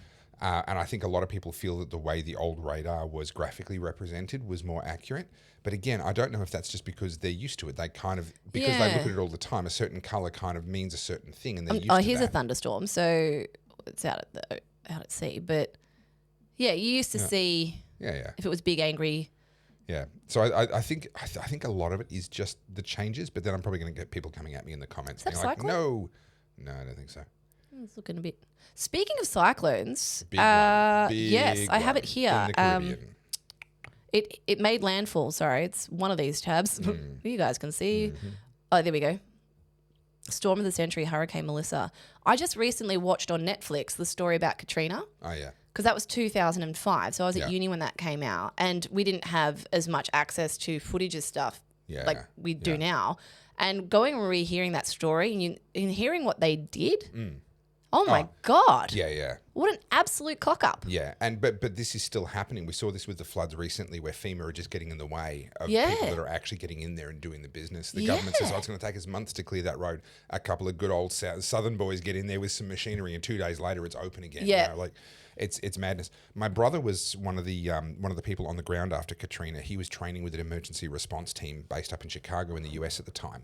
And they got deployed down to New Orleans after Katrina was New Orleans, wasn't it? That was it was. Yeah. So he got deployed down there, and he came back and he said they literally saw pieces of 4x2 that had impaled through the side of truck tires and just punched their way through both sidewalls of truck tires and things like just crazy stuff that you see and you go, that makes no sense. The physics of that, it just doesn't make sense. And yet when you start flinging objects around with that much power, well, that happens. It's a bit like people underestimate what a tsunami does. Yeah. Because people think tsunamis like the movies, like all of a sudden the water just goes, it's not like that. It's like a inertia of water just coming at you like that. And you don't see this wall of water coming. Yeah. The water, the top of the wave might only be, it's still huge, might only be 10 meters, but it's 30 kilometers deep. Yeah. And it's also all the force behind all that. Correct. And it just rolls on. Yeah. And stays there for a very long time and then slowly dissipates. That's actually like tsunamis is kind of like up there as one of my fears, to be honest. So there was a movie about some people a family that actually survived. They all lived. With Naomi Watts and all that. Yeah. That was actually a really good movie. I did actually enjoy that movie, Yeah. It was a little bit, I couldn't help but sort of feeling like, we care so much about the main characters, and not enough about a lot of the other locals. But I mean, that's the nature of a movie. You are told by the director and the screenwriter. Here's and the story. Care about these people more than you care about everybody else, and I found that difficult to do in that movie because there is just so much. I think 1 million lives were lost. I think no, that's not that many. It was about 250,000 directly from the tsunami. I have a couple of friends who were in it. They were over there when it happened, and it was. The tsunami was one thing. Those who could get to higher ground got to higher ground. But then what happened after that was chaos. All the disease and no. Like people looting, raping,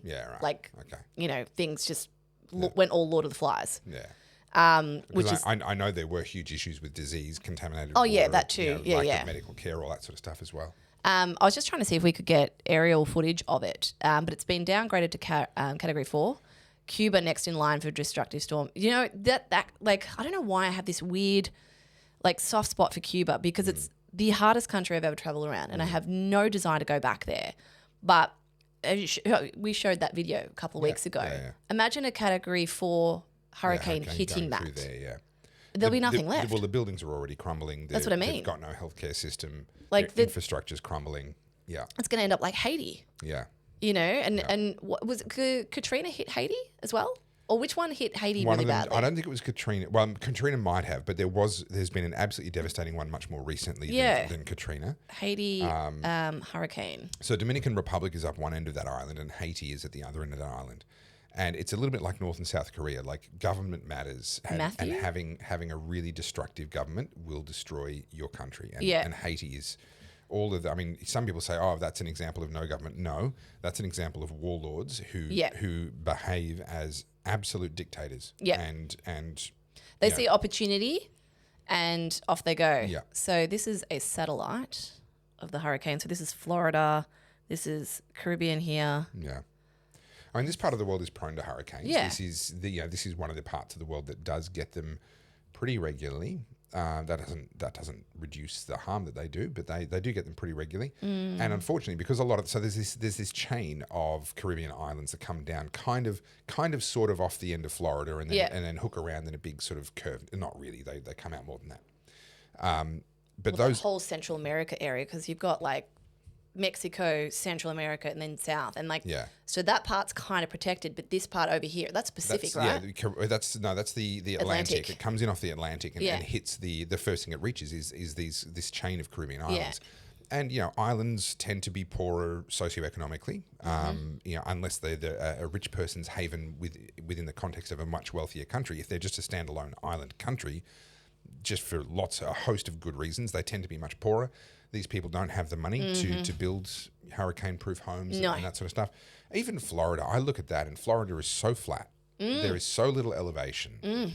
If they copped a genuine tidal wave and even a storm surge, you can get a 4 or 5 meter storm surge off a hurricane, no problem. Remember what happened to Manhattan? Was it Sandy, Hurricane Sandy?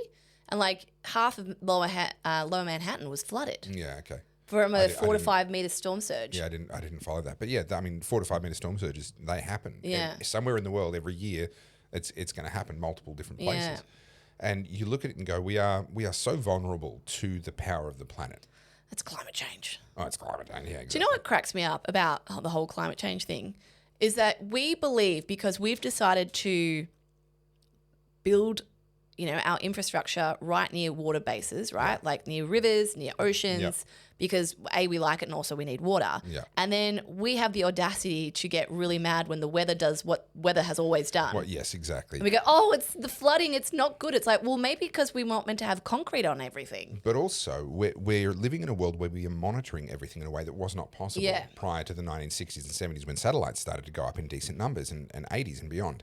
So now, no hurricane happens without us knowing about it. Yeah. We know about every single hurricane that happens anywhere on this planet because we're watching the entire planet all of the time. Yeah. It used to be that entire hurricanes would happen and no one in London would know about it. Yeah. More recently, no one in Australia would know about it. No one in Europe would know about it. That's not possible anymore. Now we're measuring every single possible variable. We're not just kind of looking at the damage afterwards and going, oh, I'd say that's probably about this. Yeah. No, we've got satellites that are monitoring what's the barometric pressure in the eye of the hurricane. What are the wind speeds in the different parts of it? What's the diameter? What's the speed? What's the this? What's the that? Now, every time you measure a new parameter, you create the opportunity for new records. Yeah.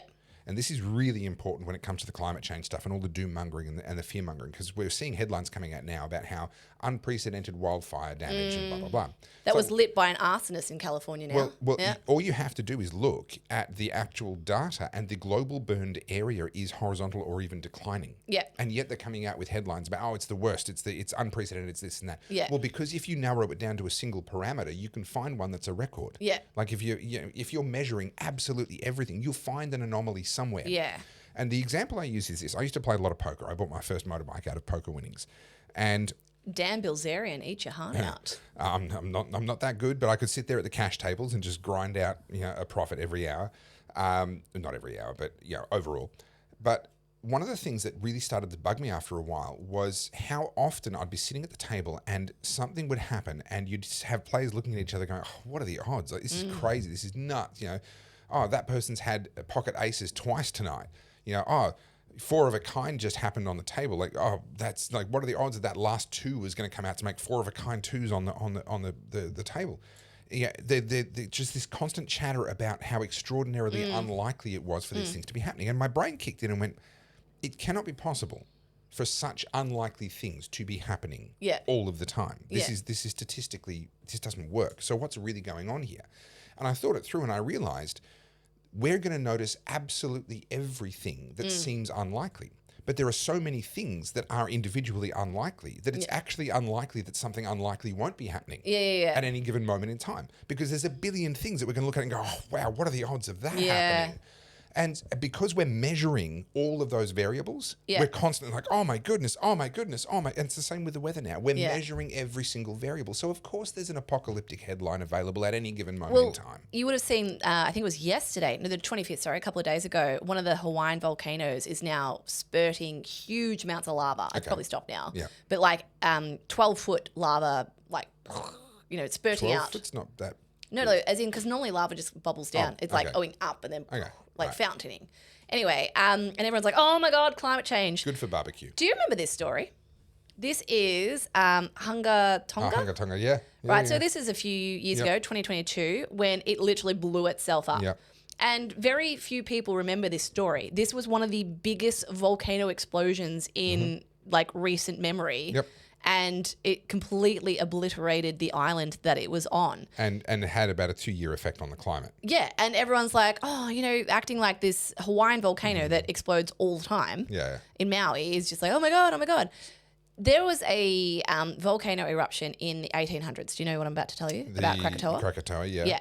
That explosion was so violent, the sound wave from the explosion was heard around the world twice. Yeah. Yeah. That's how loud it was. And it actually plummeted the world into a winter for a year. A year with no summer is what Yes. they called it in Europe. Yeah. But like we don't have the the data or all the documentation Satellite from Krakatoa. images or it didn't happen. Yeah. Yeah. So people are like, oh, these things have never happened. And like literally, Unprecedented. Krakatoa is one of the most violent disruptions. Like people think of Pompeii and Pompeii was so long ago that couldn't happen here. Yeah. But it has happened. It has happened. And Pompeii was directional. The thing, what made that so devastating was it was the side of a mountain that blew out. It was the same as Mount St. Helens. I was about to say Mount St. Helens. You know, that was a directional blowout. Now, what's fascinating for me about Mount St. Helens is that it lifted up the entire side of a mountain, dumped it down, and then there was a lake that pulled up, and because volcanoes create their own weather, a lake filled up, and then that ran out. I think it was within a couple of months of the actual eruption. That lake then sort of spilled over, and then as water does, it carved the channel, and the whole thing dumped out. And it carved a new set of canyons, 1/6 the size of the Grand Canyon. And we watched it happen before our very eyes. It was 1984, I think it was. No, 1980. I wasn't born yet. Was it? Yeah, okay. And we watched all of that unfold. So what we know is the earth was sitting on the side of the mountain. It got blown up and dumped down further down the valley with trees upside down and, you know, the forests just completely obliterated. Then that sat for a couple of months and then water ran through it in large numbers and it carved out a canyon system. Now, what's fascinating about this canyon system is that it has all the layers, the same as what we observe in the Grand Canyon. Now, in the Grand Canyon, they look at those layers and go, oh, well, this is eons of time. Yeah. For a few years, we had sort of reddish sort of dirt coming down. And then for a few years, we had sort of greyish sort of dirt. That's why we get the line. I don't know how they quite figure it out. Yeah. What we know... Sediment. Well, what we know is if you mix up different types of dirt and sediment and rock and you make it flow, and you can do that a couple of ways. You can make it flow with water, or you can also make it flow with air, where it's actually just tumbling down the side of a mountain, for example. It will stratify. Yeah. According to its size and granularity and mass and so forth, it will tend to naturally sort itself out into layers. So we have this canyon system, 1/6 the size of the Grand Canyon, that was formed in the space of months from dirt that had just been completely discombobulated out of the side of a mountain in a massive volcanic eruption. And yet it has all the hallmarks of what are claimed to be like ancient historical artifacts and blah, blah, blah. Then you go down through the layers in the side of the Grand Canyon and they go down to, oh, well, these types of fossils are found here and these more advanced fossils are found later. So this is the history. We're going back in time as we go deeper. No. The dumb and slow animals are found down the bottom. Yeah. The smart and fast animals are found near the top. Yeah. Why? Because the dumb and slow ones couldn't get out of the way as fast as they got trapped later in the whatever cataclysm has caused this particular sedimentary deposit. Yeah. The smart and fast ones, we hardly ever find fossils of birds. Yeah, because they're up Up there. in the sky. Yeah, that's exactly right. So we watch these cataclysms happen. And back to the hurricanes and so forth. Oh, this is unprecedented. This has never happened before. And we watch them going into the Grand Canyon and telling us these grand tales about what has to have happened, the history of this. And they say it with such confidence. And yet clearly we know next to freaking nothing. Yeah, I think we underestimate our planet. I'm fascinated by volcanoes. Let's have a look. This is the Kilauea. I said that terribly, didn't I? Sorry. I wouldn't know. I'm not going to tell you. That's not a volcano. We need to Freaking ads. stop the audio. It's an ad. We won't get pinged for that, will we? I don't know. Depends on whether they use like copyrighted music or I don't know. Double coverage. And here, amazing value. I never watch ads, and now I see ads and I think these are so bad. I suddenly feel the need for a hot dog. Big smiles. Bigger than that. Hey, boss. Sounds like you need to switch to Vodafone Business. Perfect. Make it happen. Switch to Vodafone Business. Just what your business I'm so glad I never see ads. That was terrible. Remarkable. All right, what are we watching? This is what's happening now. Yeah. Okay. I think it's stopped now. It was a few days ago. Just an angry volcano. I mean, they do get some pretty serious eruptions on Hawaii. Yeah. They recently had, because lava flows all the way down to the water, and they recently, only a couple of years ago, they had another pretty major... I remember seeing it as a little kid. We went to Maui and we saw them, and it was exploding and things like that. I love volcanoes. Of all the natural disasters, it's incredible. probably my favorite. It's incredible, and the power of it. We just get reminded of just how small we really are, and how little we really know. When I was in Iceland, remember the volcano was about to erupt? Yes, the Reykjavik. No, that's the city. The volcano has this unpronounceable name. Yeah. It's behind. It's like Say 20 your minutes. best Oh of God! Do you mind? Stop! It auto plays. Stupid ads. They're trying to like subliminally get into us. Yeah. what was I talking about? Oh, yeah. So it's like 20 minutes down from the airport. So that's why they were worried about it. Yeah. And the In Blue terms then of what Lagoon. is I'm not next pressing for anything. you, Carly, just very paraphrase stop. about I difference. swear. Stop, BBC. Stop. Just shut the tab. Go away. Kill the tab. It's done. Okay. It's gone. Stupid BBC website. Auto-playing videos. You've got to strangle the tab to death. Just, die already. Is that not a meme for my existence though? Like 400 tabs open and no one knows where the music's coming from. That's my brain. There's so literally many me. tabs open, I've got no idea, and there's music coming from somewhere. If you describe me as a person, that's it. But yeah, so when we were in Iceland, like the earthquakes were so frequent, they were every 2 minutes, and they're not huge earthquakes. They're like 3 or 3.5. Yeah. And you're like sitting there, you're trying to drink a coffee, and you're like, It's like you're sitting in a massage chair. Yeah. Yeah. But it's like I was staying at the airport. I was meant to fly out that night. Yeah. And I got grounded and we ended up flying the next day. I was going to By stay. your parents. By the volcano. Oh, right, sorry. The volcano was like, Yeah. no, not today. Yeah. But remember the last time You weren't like, you're not my real dad. That's what I said to the volcano.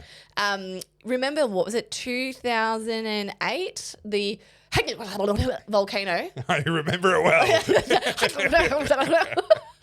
That's the accurate I think if you pronunciation. say that again, Beetlejuice is going to show up outside the window.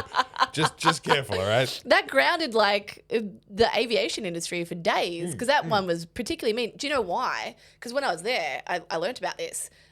It's part of a glacier, so Right. it's under the glacier. Yeah, so when yeah. it had the pyroclastic flow hit the top of the glacier, that's what made it go. Just explosive steam, etc. Yeah, and then you got all the electrical storm, and then all the ash and all that sort of stuff. And then the ash can be devastating for jet engines because it can cause them to flame out. It doesn't. The flame doesn't. I'm doesn't burn fine properly. to not fly through a volcano. Look, I'm good. I'm all right. I am a daredevil in some respects, although fewer and fewer as time goes by. Flying an aeroplane through the ash cloud of a volcano is not something I ever would have been daredevilish enough to do at any point in my life. Yeah, no, I'm just. I've got the name of the volcano just for shits and giggles. Let's see how we pronounce it. Hang on. Oh dear. Pronunciation. This is going to go well, everybody. Just hang in there. This will be worth it, I promise. Okay, hang on. Is it gonna? There you go. Maybe not. I'm starting to lose faith. Oh, why do I have to watch ads all the time? Go away. I told you to be worth it. Go away. Just say the word.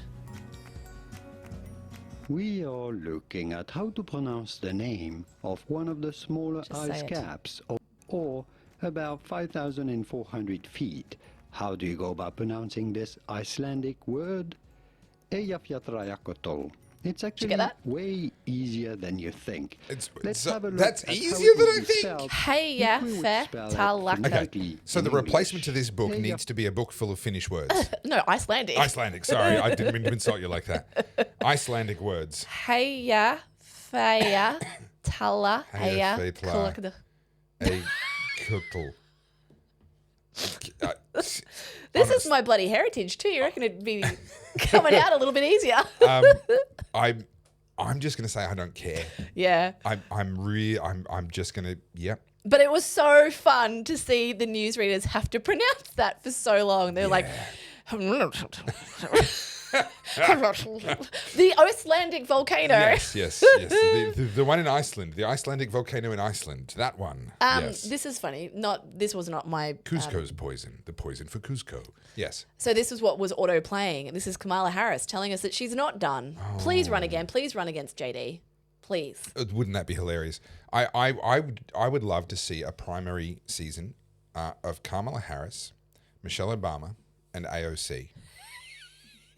All trying to outdo each other for the Democratic Party's nomination. Well, since you brought her up, she is on our topic list. Oh, yes. AOC, self-confessed feminist. Loving Memdami. They're on the campaign trail. Yes. Who's the older bloke? It's not Bernie. No. That is... Random dude. No. It will come to me. Keep going. Okay.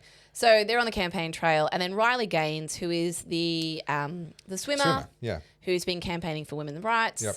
has written We're Being Destroyed from Within. Yeah. Now, She was part of that whole Leah Thomas transgender thing. Yes, Yeah. and Riley's just had a baby, by the way. Oh, congratulations. And, so she's doing the mum thing. Doing the mum thing. How dare she? But she has been a women's right advocate for like the last 3-4 years since that whole thing transpired. Yep. So what would you think sitting congresswoman, AOC, feminist, would say to Riley Gaines, also a woman's advocate. What do you reckon she'd say? What are you doing out of the kitchen? Maybe if you channeled all that anger into swimming faster, you wouldn't have come fifth. This is a sitting congresswoman. Said that to one of the best female swimmers in America and shamed her like that. Classy. And That's her clap back. Because AOC has so many amazing achievements to be able to call upon, to be able to prove her superiority and why she gets to talk down to, Olympic swimmers and stuff. Imagine that. So these are the same people that advocate for the fact that saying someone coming first is detrimental to other people's mental health. Right. Everyone gets a medal. That we shouldn't have first, second, third place. But now all of a sudden, when you can use it as a slur or an insult, it's really handy. Carly, you know this. If they didn't have double standards, they wouldn't have any at all. Well, she doubled down, So AOC then, so Riley Gaines was on Fox News talking to them about wanting to have a debate with AOC, and she literally said, I want to have a debate. Yeah. So AOC has come back and said, well, I would like to challenge this person. She doesn't get a name because we dehumanize and deperson people who we don't like. Yeah, that's right. To get a real job. The lack of self-awareness is spectacular. The thing is, these are the people that will be competing for the Democratic nomination. Now, if we're right, and the Supreme Court in the United States does put an end to this gerrymandering of congressional districts, etc., and if I'm right that the Trump experiment is going to go about as well as the Javier Milei experiment is in Argentina, by the way, where despite all the predictions, he picked up seats in the midterms, which is by no means a given. We can talk about that if you want to, but I think that Trump will pick up more influence in the midterms, not lose it. And I think that whoever his nominated successor is for the Republican Party, as long as it's someone aligned with him and not someone who's, trying to be a Reno, and never Rhino. Trumper type, Rhino, whatever. I reckon it'll be JD. I hope it'll be JD. I think he'd be fabulous. But if that comes about, whoever that is versus the modern day Democratic Party, where they've got no talent. There is no their talent pool needs a lot of chlorine. Well, their whole thing is like clapback culture, right? So I've actually got a video ready to go on this, talking about how the internet has gone from being cancelled and being a slave to your comment section to now content creators are actually clapping back. Yeah. And so AOC thinks it's really cute to get this gotcha, to be like, yeah, take that. Like it's a bit ghetto, if we're honest. Yeah. And AOC is trying to like prove that she's from the Bronx or, wherever she represents. This person, to get a real job, I find that really rich when she's the one advocating for people to get food stamps and, illegals to come across the border. But, get a real job, Riley. Yeah. And Riley actually clapped back. I can't find it, but she said, I do have a real job. I'm a mother and it's the most important job in the world. Not that you would know. Yeah. And I was like, that was bring it on. But like these kind of internet cat fights. Yeah. I mean, I like that they're clever. Riley's was clever. But at the same time, really? This is what we're doing? But okay, I'm going to throw right back at, because I roll my eyes at you all the time when you bring up all sorts of stuff. And you're like, but this matters. This is culture. This is, I'm sorry, same thing. No, I know it's culture, but what I mean is like, AOC, who's a sitting congresswoman, is like, oh, get a real job, whatever. It's like, argue back the point. The point was we're being destroyed from within. Yeah. And rather than go, okay, well, this is why we're pro-socialist and this is why I'm endorsing Mandani. Yeah. You can't swim, you're a crap swimmer, and you should get a real job. Yeah. Like, it's ad hominem. It's low intelligence. It's embarrassing. Good. Yeah. We know she's low intelligence, and we know that she never feels embarrassed because she's not capable of it. That requires a certain level of self-awareness that she lacks. But having her put it all on display, I'm loving the fact that conversations between billionaires and presidents and rivals. Trump is Trump for a little while there was literally using Twitter to chat with Putin. Yeah. Like not for long, but there was a little while there where you're like, thanks, okay, this is how diplomacy is happening. I love the fact that it's happening out in the open, and I love the fact that social media is allowing us to see what these people are like without the media minders. We've talked about this before. Celebrities used to have this incredible wall around them. Yeah, the gatekeeping. And they could have some incredible scandal and there'd be this team of people suppressing it and making it go away. Yeah. And sometimes they succeeded. Well, and not only that, like celebrities, for the most part, were put on these pedestals as like, not gods. I think that's the wrong way of explaining it, but like they could do no wrong. Yeah. They were so poised. They may not be gods, but they were certainly superhuman. Yeah, they were super intelligent because the less they said, the more intelligent they seemed. Yeah. You didn't see all the messiness behind the scenes. You, every now and then you'd have a celebrity that's a little bit messier. That's why I brought these. It's just when I put them on, you seem so much more intelligent. Dick. Do you want me to get gang rape now? Can we just put him in the past? Yeah, I don't like what you said. You should get gang raped. You got to joke about it because otherwise... Well, yeah. Totally forgot what I was talking about. Anyone that's listening to this segment of the show and like, missed, what missed happened? the earlier context is like... What happened? This bitch be cray. Yeah. But literally, what was I talking about? My brain has gone blank. So we were talking about celebrities and how they were viewed as kind social of media actually undid them. Correct. Right? Correct. So there was a lot of celebrities who didn't start. I remember there's been a conversation. This is like 2014, 13, 14, 15 there. So everyone started adopting Instagram as like the new social media platform. And a lot of celebrities hadn't started their own pages yet. And when they did, and same with a lot of the big brands, it became very much, it was very awkward because they didn't know how to post because it wasn't user generated. Yeah. So it was like, oh, we'll just screenshot our website and post that as a picture on social media, which obviously didn't work well. And then you had a new era of celebrities because those who figured out how to be engaging, how to be entertaining, and that's what birthed the influencer economy, by the way. That's how influencers started. And then you had celebrities slowly learn. I remember Jennifer Aniston joined Instagram. I think it was like 2016, and that was news. Yeah. And then you got to see a little bit behind the scenes of Jennifer Aniston. She's pretty good at it. Like, she's pretty private. But But what's interesting now is you have people who become celebrities because they got big on TikTok or on Instagram, etc. Now, but this I'm mindful of back in the day when movies became talkies. Talkies. So originally they didn't have any audio. There was no dialogue. Oh, silent movies. So silent movies. They weren't called silent movies back then. They were called movies. Right. And then when they introduced talking, they became talkies. When did that start? When did they become the 20s? I think it was the 20s. I'm just thinking like you've got Metropolis was obviously not a talkie. That was a silent, one of the great ones. It would have been 20s. So when you say silent, it was pre-Second World War. Was there music? So generally what they did very early on was they would literally have a physical organ inside the theatre. And there would be someone playing a soundtrack, playing a musical score. And any critical dialogue that couldn't be communicated visually would come up as words on the screen. They would literally be cutting back and forth to the dialogue. And so then they introduced talkies. And there was, I don't remember his name, but there was a particular villain that had been the most beloved and hated villain in the silent films, in movies, for a very long time by that point. And then talkies came out and he was cast as a villain in a talkie and he had a squeaky voice. Oh, no. Yeah, it's like something straight out of a Monty Python film. You know, this big, scary dude, squeaky voice. And his career died. Yeah. There are others. You ruined the illusion. Well, he didn't have the skill set for the new economy, for the new technology. There are, fast forwarding more recently, the shift from film to digital killed some actors and actresses' careers because that slight softness that film brought allowed them to look better.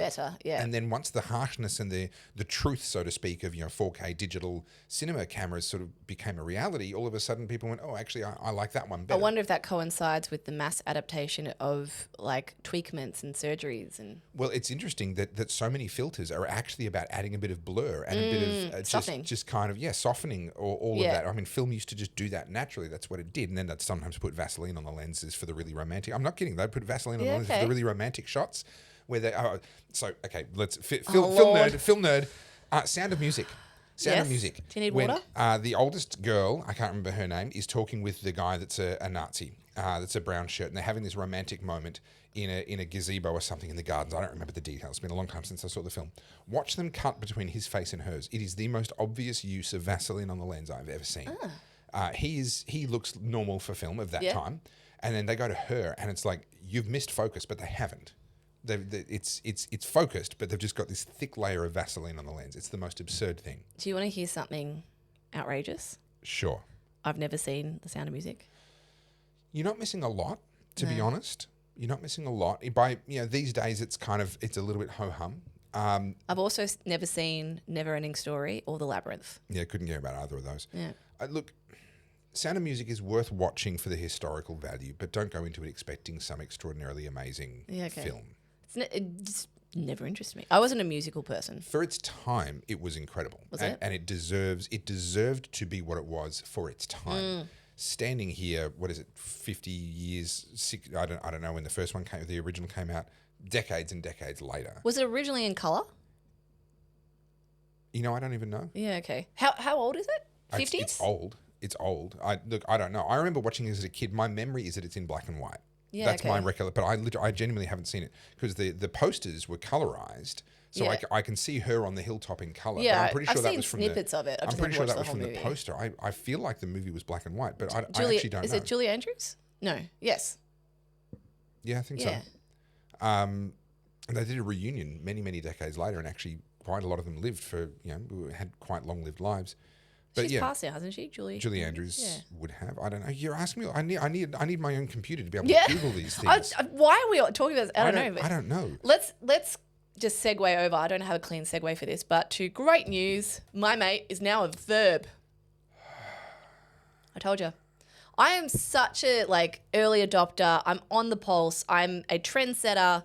And now all of a sudden everyone's like, I like this Niab guy. I'm like, oh, I was there first. Okay. Every single person that uses Bukele as a verb, just know that absolutely everyone listening to you say that sentence thinks you're about to say bukkake.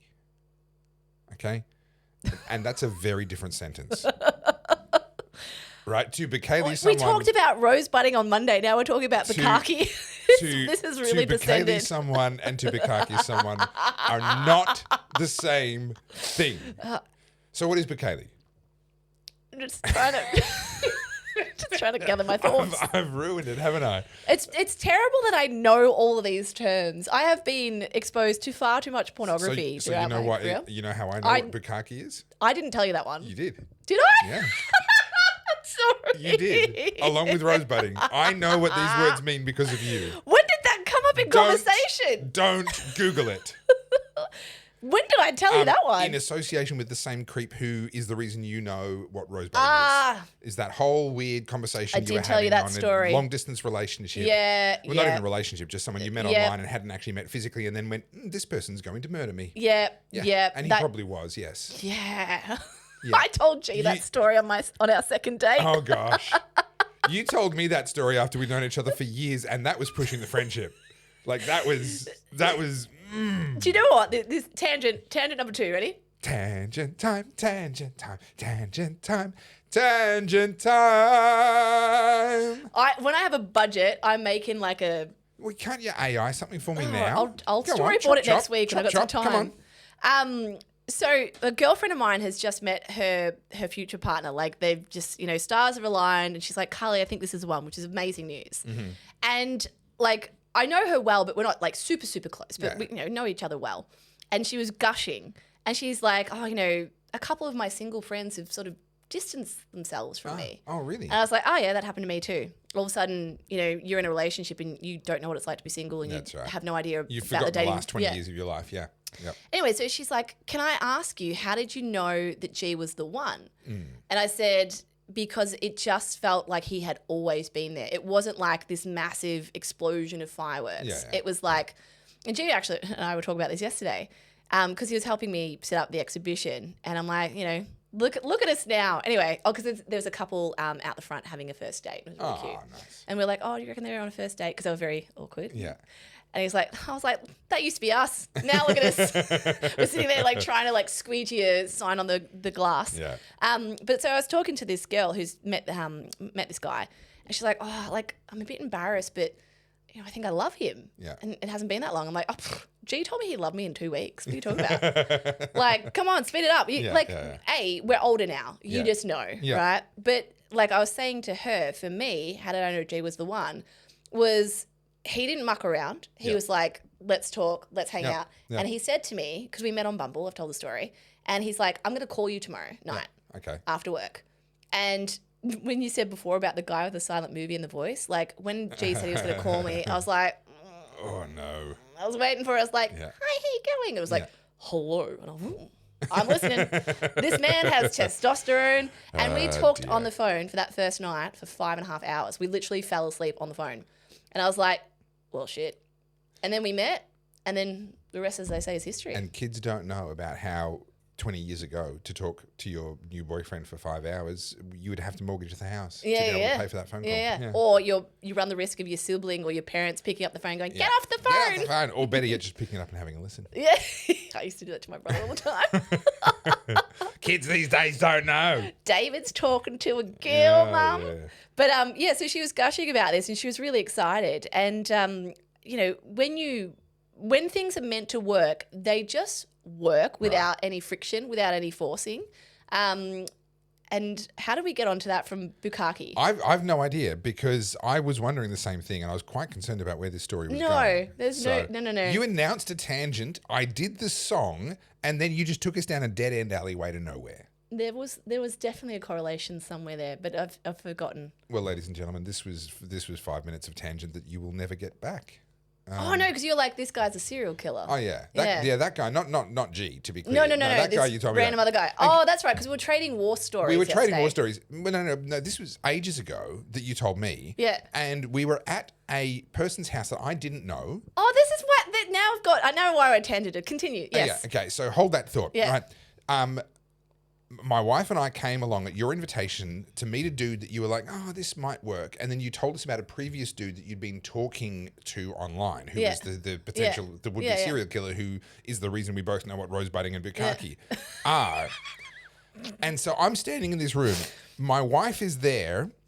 Your new potential, which never went anywhere, was over there. Who was that? Oh, that was Adam. And he had a couple of mates that turned out to be fans of mine, and so we sat and had a cigar I on their remember little that. balcony. Yeah. And you're in the kitchen. There's that amazing cake, that magnificent cake. Yes, that you for Eddie. was amazing and super memorable. And we're standing there talking about rosebudding and Bukake, and I'm like, I don't know what these things are. And so you told me.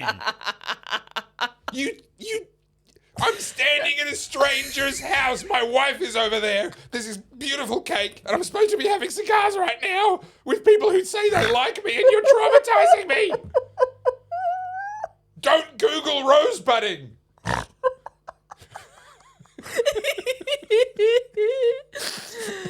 Okay. I did do that. Yes. Guilty as charged. I do remember that. And this is one of those stories that if I truly feel comfortable with someone, that story comes up. That and the story of the volcano. Yes. Oh gosh. They're two of my best in my repertoire. But so the reason this tangent existed is because I told G that story about Captain Fist is what I call it.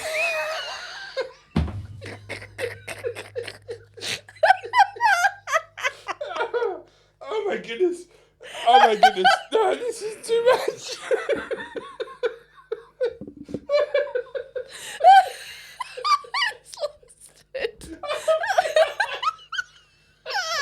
I'm gone. I'm in hysterics. Oh my goodness. You guys can imagine why I called him that. Oh my goodness. Anyway. And this is the thing. He had never met you yet. No. He was swinging for the fences with a stranger. That's what I mean. And also doing it digitally. Like, dude, I could screenshot that shit. You said fist digital. It's just the fingers. No, I mean the whole thing. And I was like, wait, your fist or my fist? There's a big difference there. You're 6'3".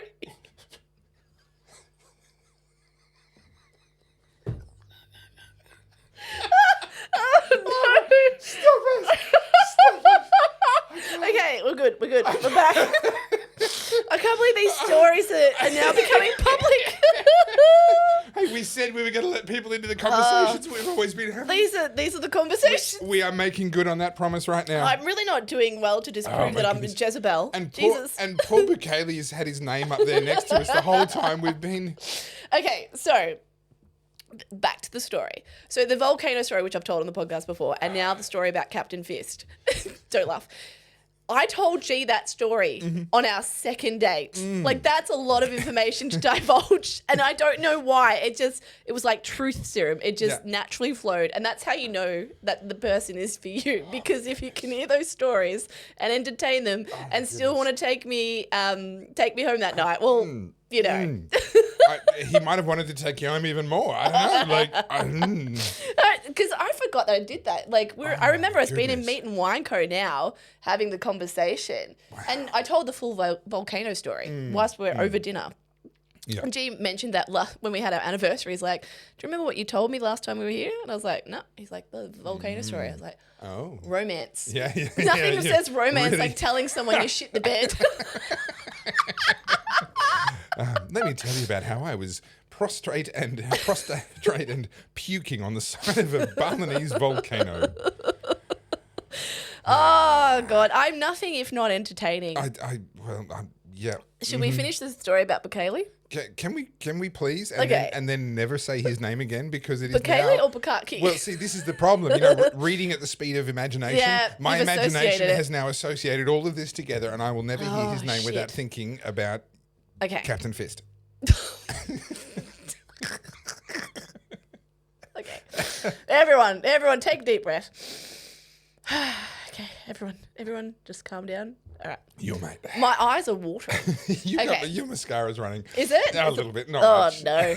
Okay, so Bukele is now a verb. To Bukele something is to fix a problem that Liberals say is too complicated.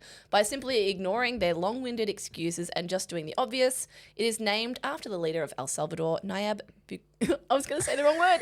Bukele, who has turned a country that was once dubbed the murder capital of the world into one of the safest. So it's now a verb. Good on him. All jokes aside, I think this is brilliant. Yeah. I think this is brilliant. And credit where it's due, he's had a tremendous positive effect on that country. And clearly people are celebrating. People are appreciating it. Just fix a moment. Yeah. Do you know what, though? You just mentioned it before, and I know we've talked about it when I talked about the nature strips and the guy coming in and cleaning it up. When the government gets involved, it slows it down. It makes it cost 3 times or if not 50 times more, and the job never gets done. And it also puts into people's mind that this is not my problem. Yeah. So this is referred to as the tragedy of the commons. If you know something is yours, you will look after it for a host of different reasons. If you know something belongs to somebody else, and they're not looking after it, you'll say, hey, listen, this is becoming a problem. You need to this is yours. You need to fix this. If something belongs to no one or belongs to everyone, well, you're not going to take personal responsibility for it, and you can't go to somebody else. I have a question. I remember this vividly from being in primary school and high school. We used to have working bees, right? Yep. Where not everyone, but most people were invited to come on a Saturday and there'd be a barbecue and bring your lawnmower, bring a shovel, whatever, and you did some maintenance on the school property or, Same need thing to build used to happen something. with churches and all that sort of stuff, So I know they don't happen anymore. Is that because of public liability and all the red tape? Is that what sort of killed that? So I can't speak with authority on this, but I do know of a specific church that stopped doing them because of the insurance implications. And there were 2 problems there. There was firstly, if someone injures themselves during the working bee, but secondly, if someone does a repair or does something that then later fails and someone hurts themselves or proves to have not been quite up to standard, they've kind of got this perpetual liability issue that comes out of that. So they had to switch to having all their maintenance done by all the licensed people with all their own insurances and blah, blah, blah. And that kind of killed off the... I get it to a degree. Like, you don't want someone who's not a licensed electrician to be doing electrical work. Sure. But when it comes to, I don't know, landscaping, not to take away from professional landscapers, but, if you're digging out a garden bed, weeding, mowing, clearing some debris... But also let's observe what we're saying about humans and basic skill sets that we expect of a human being. We're essentially saying you're not allowed to climb a ladder unless you've got the license to climb the ladder. Right? We need to see your certificate. We need to see your certificate before we're going to let you do absolutely anything. Well, I'm sorry. We know that humans can learn and develop skills over time. Everyone's a typist now. That used to be a career. But this has all come from for your safety. Yes, and self-preservation. It is, but it's also cheered on by the industries that benefit from it. So, for example, pharmacists, they want drugs that are currently over the counter to become pharmacy only because that means more traffic to them. Doctors want it to become prescription only. Everyone's trying to pull it up into their little protection racket. And the same thing happens. Of course, electricians are going to sit there and say, "Oh no, we can't have other people screwing on the fascia of the electrical socket. Oh, you might not know what you're doing." Yeah. Of course, they're going to want that. Plumbers and all the rest. They're all trying to force us to have to use their particular little protection racket. And yes, there is justification for it in some areas, but in a lot of areas there's not. But this whole thing of we can't have someone who isn't insured climbing a ladder. Yeah. Well, why isn't the ability to put a ladder on a wall, check that it's actually secure, have someone stand at the bottom of it and climb a ladder. Why don't we just assume that that's a life skill that people have the same as walking upstairs? Yeah. Like, why is it unacceptable? Well, I think, everything points to the fact that we're regressing. Most people don't have those sort of handyman skills. We're regressing in those skills. Yeah. I was halfway through saying a minute ago, it used to be a profession to drive a car. Yeah. Now it's expected. Yeah. Oh, you don't drive a car? Really? You've never driven? Wow. I Yeah. haven't met anyone that doesn't drive a car at your age. That's the exception now. That used to be the rule. Yeah. And so we know that human beings can develop more skills and more useful skills over time, and that just gets assumed into the culture. Everyone knows how to do this. Everyone's capable of doing this. What's concerning is the things that we're allowing to slip at the same time. Yeah. I think that, so I don't know if this is me being a Karen or just me getting older or me being a observational photographer. So the Nepean Highway, for example, I drive up it quite frequently. And on both sides of the Nepean, there's, the gutters and different parts of the Nepean sort of like the land comes up a little bit and then down on the side is the properties. Yeah. And then it comes, it's a... Undulating. Yeah, and it's a very vast highway. It changes suburbs so much. And the whole way driving from where we are to into the city, I couldn't help but notice nearly every portion of the gutter across different councils, across different suburbs, was completely overgrown with, is it couch grass? Like that one that's sort of like... Or the kikuyu or the couch, depending, yeah. I'm pretty sure it's that. And also there, from wind and whatever, there is soil sediments. So now like those they're not recent sprouts. That's been there for, a year because it looks like someone has actually put turf in these gutters. Yeah. And then so now that I'm paying attention to it, I'm looking at all the islands where all the pedestrian crossings are, and there's weeds that are like, yay high. Yeah. And then in between all the cracks, there's clearly, weeds coming through and starting to break down the concrete. Yeah. And then there was this one stretch, and I think it's like coming out of Mentone where there's a shell on the side, if anyone knows what I'm talking about, and then just before, say, Bunnings and Officeworks, that stretch there, and driving towards the city, where the actual water gutters were, you couldn't see them because it was just grass and soil. Yeah. And that's the council's job, right? So they can't do that. So I was thinking, because over the weekend we had flash flooding in Melbourne. Yeah. So the typical places like under the South Melbourne Bridge, all those places flooded. Yeah. And there was one part of Port Melbourne, I think it was, which had like 2 foot of water. And I'm like, well, what happens if we get heavy rainfall here? Like it can't drain off. It can't go anywhere.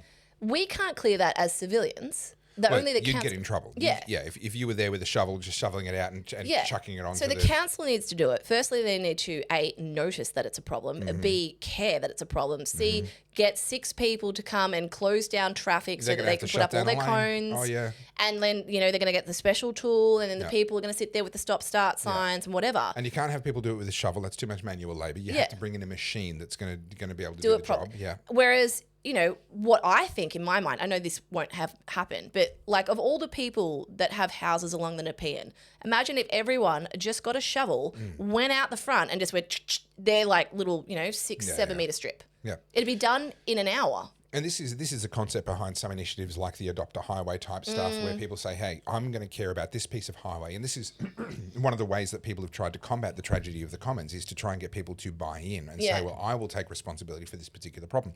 But then you've got all your liability issues. Yeah. You've got all that stuff. I mean, it literally, if someone walked along the side of the Nepean Highway off the road with a shovel and just with an eye on what the traffic was doing, and don't do it during peak hour, you'll get nothing done, don't be obviously. silly.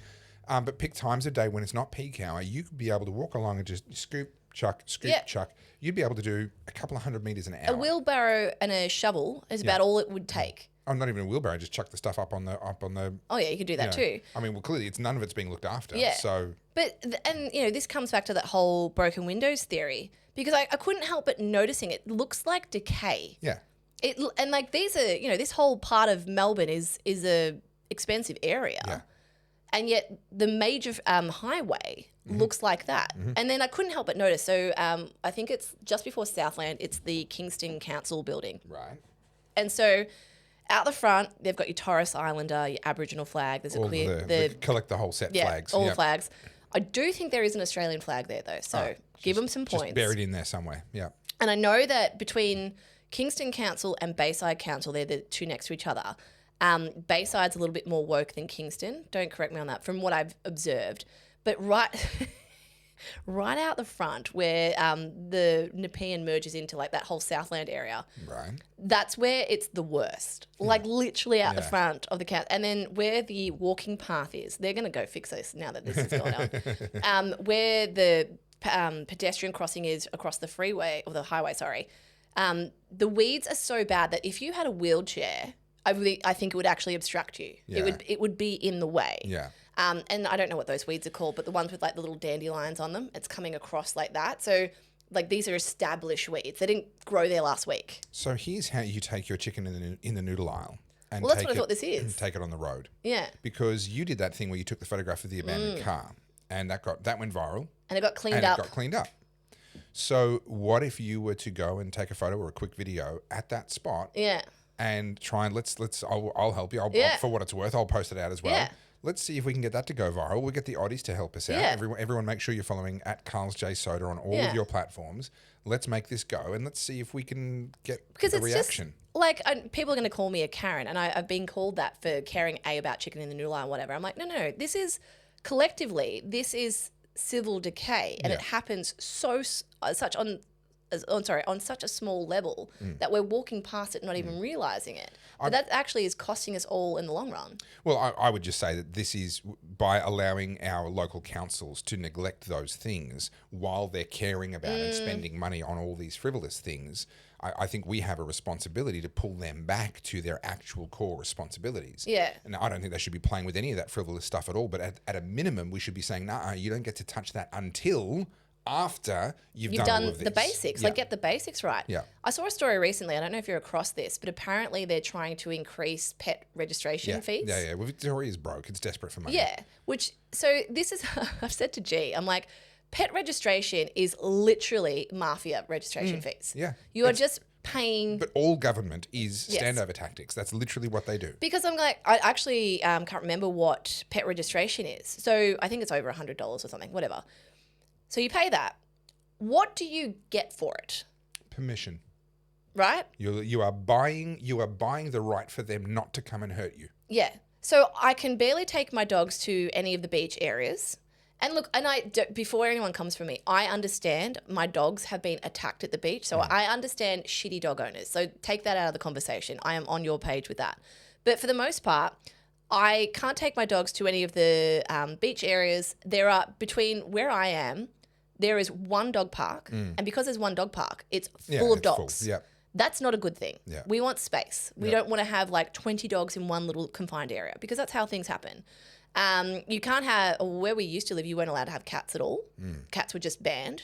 There's all these things that you can't do. In that suburb? Yeah. In waterways, you couldn't have a cat. They were banned. Because it's a bird sanctuary. So literally no cats.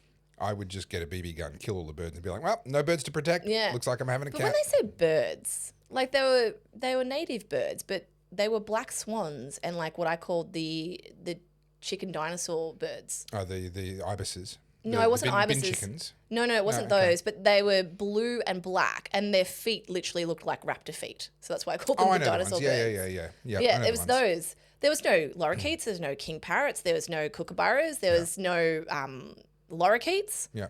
There were just a couple of water birds, and like... Come up my way, there is no shortage of birds, and there's also a lot of foxes and cats, and they seem to be getting along just fine. Yeah. Anyway, so that was that. So if you're... and everywhere in Bayside, by the sounds of things, everyone has a dog, because I see everyone with a dog, which is great. I think everyone should have dogs. But yeah, so I can't even imagine how much revenue the council's getting for nothing. Yeah. And people be like, oh, they put some poo bags at the local park. Yeah, and they send out rangers to catch strays and so forth. Yep, and then they charge you money to get it back. Well, that's exactly it. And so fee for service, that's how it should happen. If your animal escapes and it ends up having to be rounded up by the council or something, because yes, uncontrolled animals are a problem. Okay, I get that. Then you pay to get your animal back at that point. Yeah. Don't make everybody pay in advance for those services to be available. So in my opinion, and I don't know if we've had this chat, okay, so if you're going to collect, what would it be, like tens of millions of dollars for registration? I have no idea. I have no idea, right? Yeah. Let's say for round number's sake, $10 million annually for pet and dog registration. All right. I want to see on your P&L and in your annual report where that $10 million goes directly in relation to pet expenditure. So they don't do any of this sort of stuff anymore. So, for example, the fuel excise was supposed to be spent on road maintenance. I don't know if you've noticed, the roads aren't being maintained at the moment. No. Not looking great out there. But fuel excise is federal and road maintenance is state. Is that correct? Yes, it is. But the federal government, so the states used to also impose their own fuel excise, and they gave that up in order for the road funding, sort of the distribution of revenues and so forth to happen. Tobacco excise was supposed to fund the medical care needed for smokers because they're more likely to get cancer. Well, according to figures that were unearthed by Senator David Leyonhjelm when he was a senator for New South Wales, a federal senator for New South Wales, he did a speech in Parliament where he had all the figures, and he said that tobacco excise back then, and this is now more than a decade ago, back then was raising 13 times more than what cancer was costing, let alone just the cancers related to smoking. Yeah. So we've completely disconnected. They use these things as the pretext. Oh, we need registration fees for animals because we have to have these services. Yeah. But then they disconnect that revenue completely from the services, and it just becomes a part of their general revenue. And this is my thing. Like, I'm not going to encourage anything on the podcast, but you have to get to a point where you say no, because all of these extra things that you have to pay for no return. Like, if you said to me, Carly, look, your registration, your $100, what it does is it goes to keeping those parks, the dog-friendly parks, clean. This is what we do. This is how we spend it. Yeah. We've put toilets there because a lot of people go there. We thought we put a barbecue there. That's where some of the money went. You can roast your dog. Yeah. Roast someone else's dog. Yeah. We've put extra bins. We've actually put in some new pathways so that you can ride bikes. If they showed me that, I'd be like, all right, cool. Yeah. All right, I'm all right with that. I'm not seeing any development. I'm seeing things regressing. I'm seeing, the Nepean Highway falling into disrepair, things like that. I'm not actually seeing where the money's going, but I am at the same time seeing that councils now care about indoctrinating us about racism chats, about LGBT. They're now trying to tell us that Palestine is a state. That's the case of Marybeck. I think it's so important that local councils in Melbourne are taking a position on Middle Eastern politics. I think that's such a valuable public service. Outrageous. And then, of course, we see the salaries. Like, I think it was last year there was a report about what they're getting paid, the top councillors, and it's in the 800,000. It's crazy. It's more than our senators are being paid. Yeah, more than our Prime Minister. So when my wife and I moved out of Dandenong, so when we got married, she had a place in Dandenong, I moved into there. We had our first kid there, little one-bedroom apartment, and when our first kid was 2 years old, we moved out of Dandenong. We were trying to figure out where to go. We knew it had to be further away from the city. We couldn't afford to move any closer because we needed something bigger, and we just didn't have that kind of money. So we went looking around Clyde and a lot of the new subdivisions down that way, and there's some older areas as well down that way. And we were looking in Berwick, and Berwick was more expensive, and we were kind of thinking we'd have to end up down Clyde way. And what we decided to do was to go and visit a bunch of parks. And down in Clyde, the parks had overflowing bins, broken glass. Like, it looked like people had just had a party the night before, except then when you actually stopped and looked at it, you realize some of that's been there for a long time. Yeah. Like, this just doesn't, these bins have been overflowing for a long time. No one is coming to pick up this rubbish. Then up around Berwick, the parks were genuinely really good. And on that basis, we decided to spend the extra money up around Berwick. Yeah. Now, some people will say, oh, well, that's an argument for local council. How can a libertarian be saying we need local council? No. I'm saying we have local council, whether we like it or not, and we pay for them even if we're renting. We pay for them through our rates. And I would like a functional one rather than a dysfunctional one. Thank you very much. Yeah.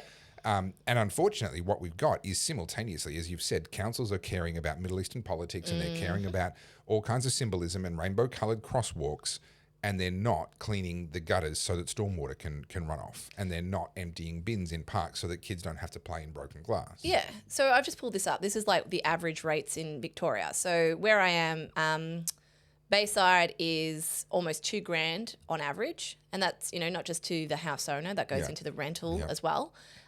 So God, I have no idea how many houses are paying that. I have no idea what the population of Bayside is. Yeah. So we're talking big money, but millions and millions of dollars. And I know is that they keep going up, and so do the pay rises of the councillors. And the junkets that they do, their sister city. Oh, we have to go and visit Kyoto because we have a sister city relationship. Yes. Oh, do you? That's convenient. Yeah, and I remember reading this. I'm trying to find the art.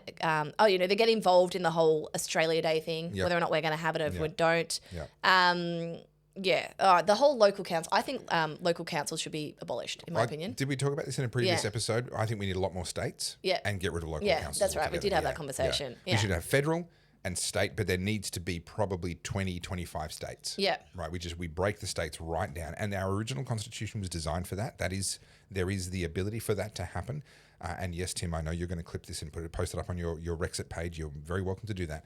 We absolutely need, we need a new state in between Victoria and New South Wales. And New South Wales probably needs to be 3 states. Queensland, at least 3 states. West Australia, gosh, at least 3 states.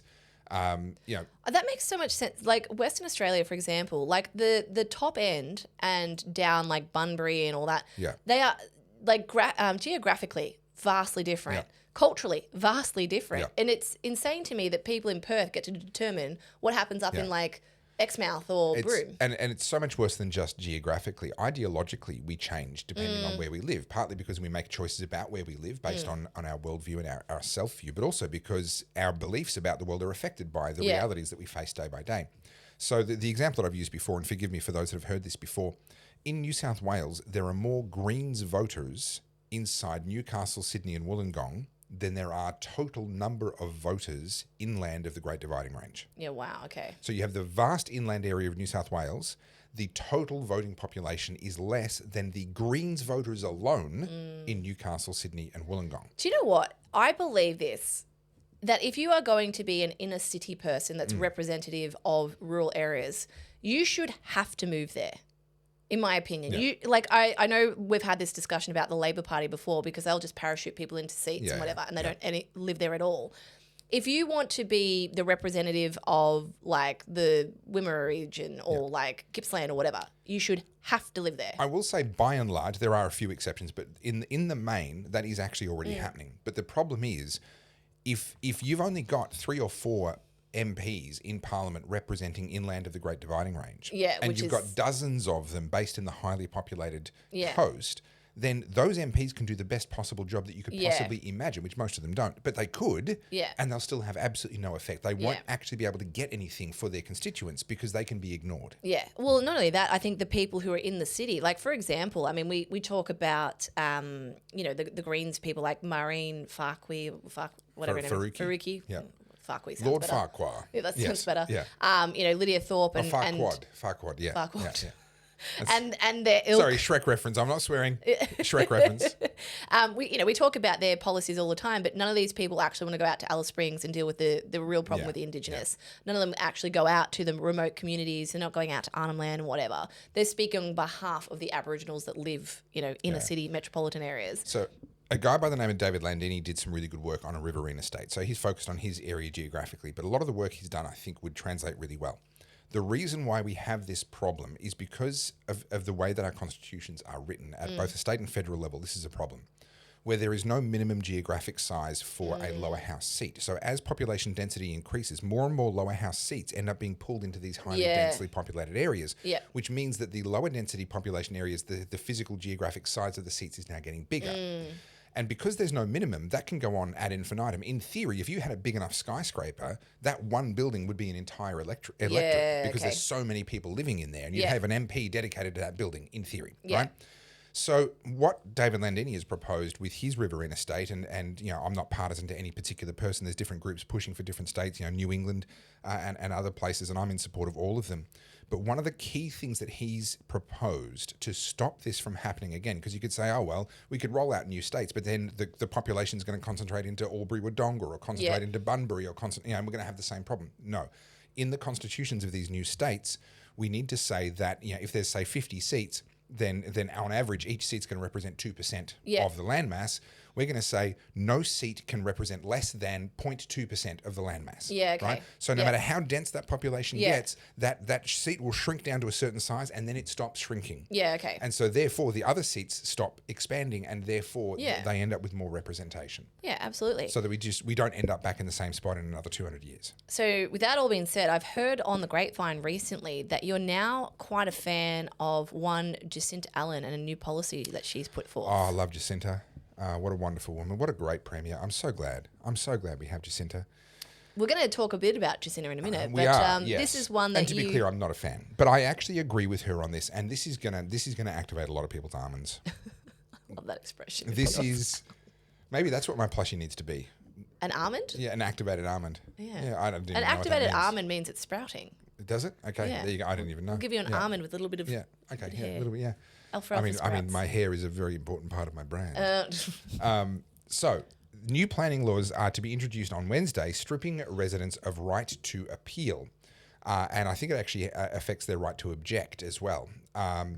So here's the thing. Right now, if you want to do something with your land that you paid for with after-tax money, if it's your own home, and you're paying all the outgoings on and plus the rates and council fees and everything else, you have to get permission from the government to do it.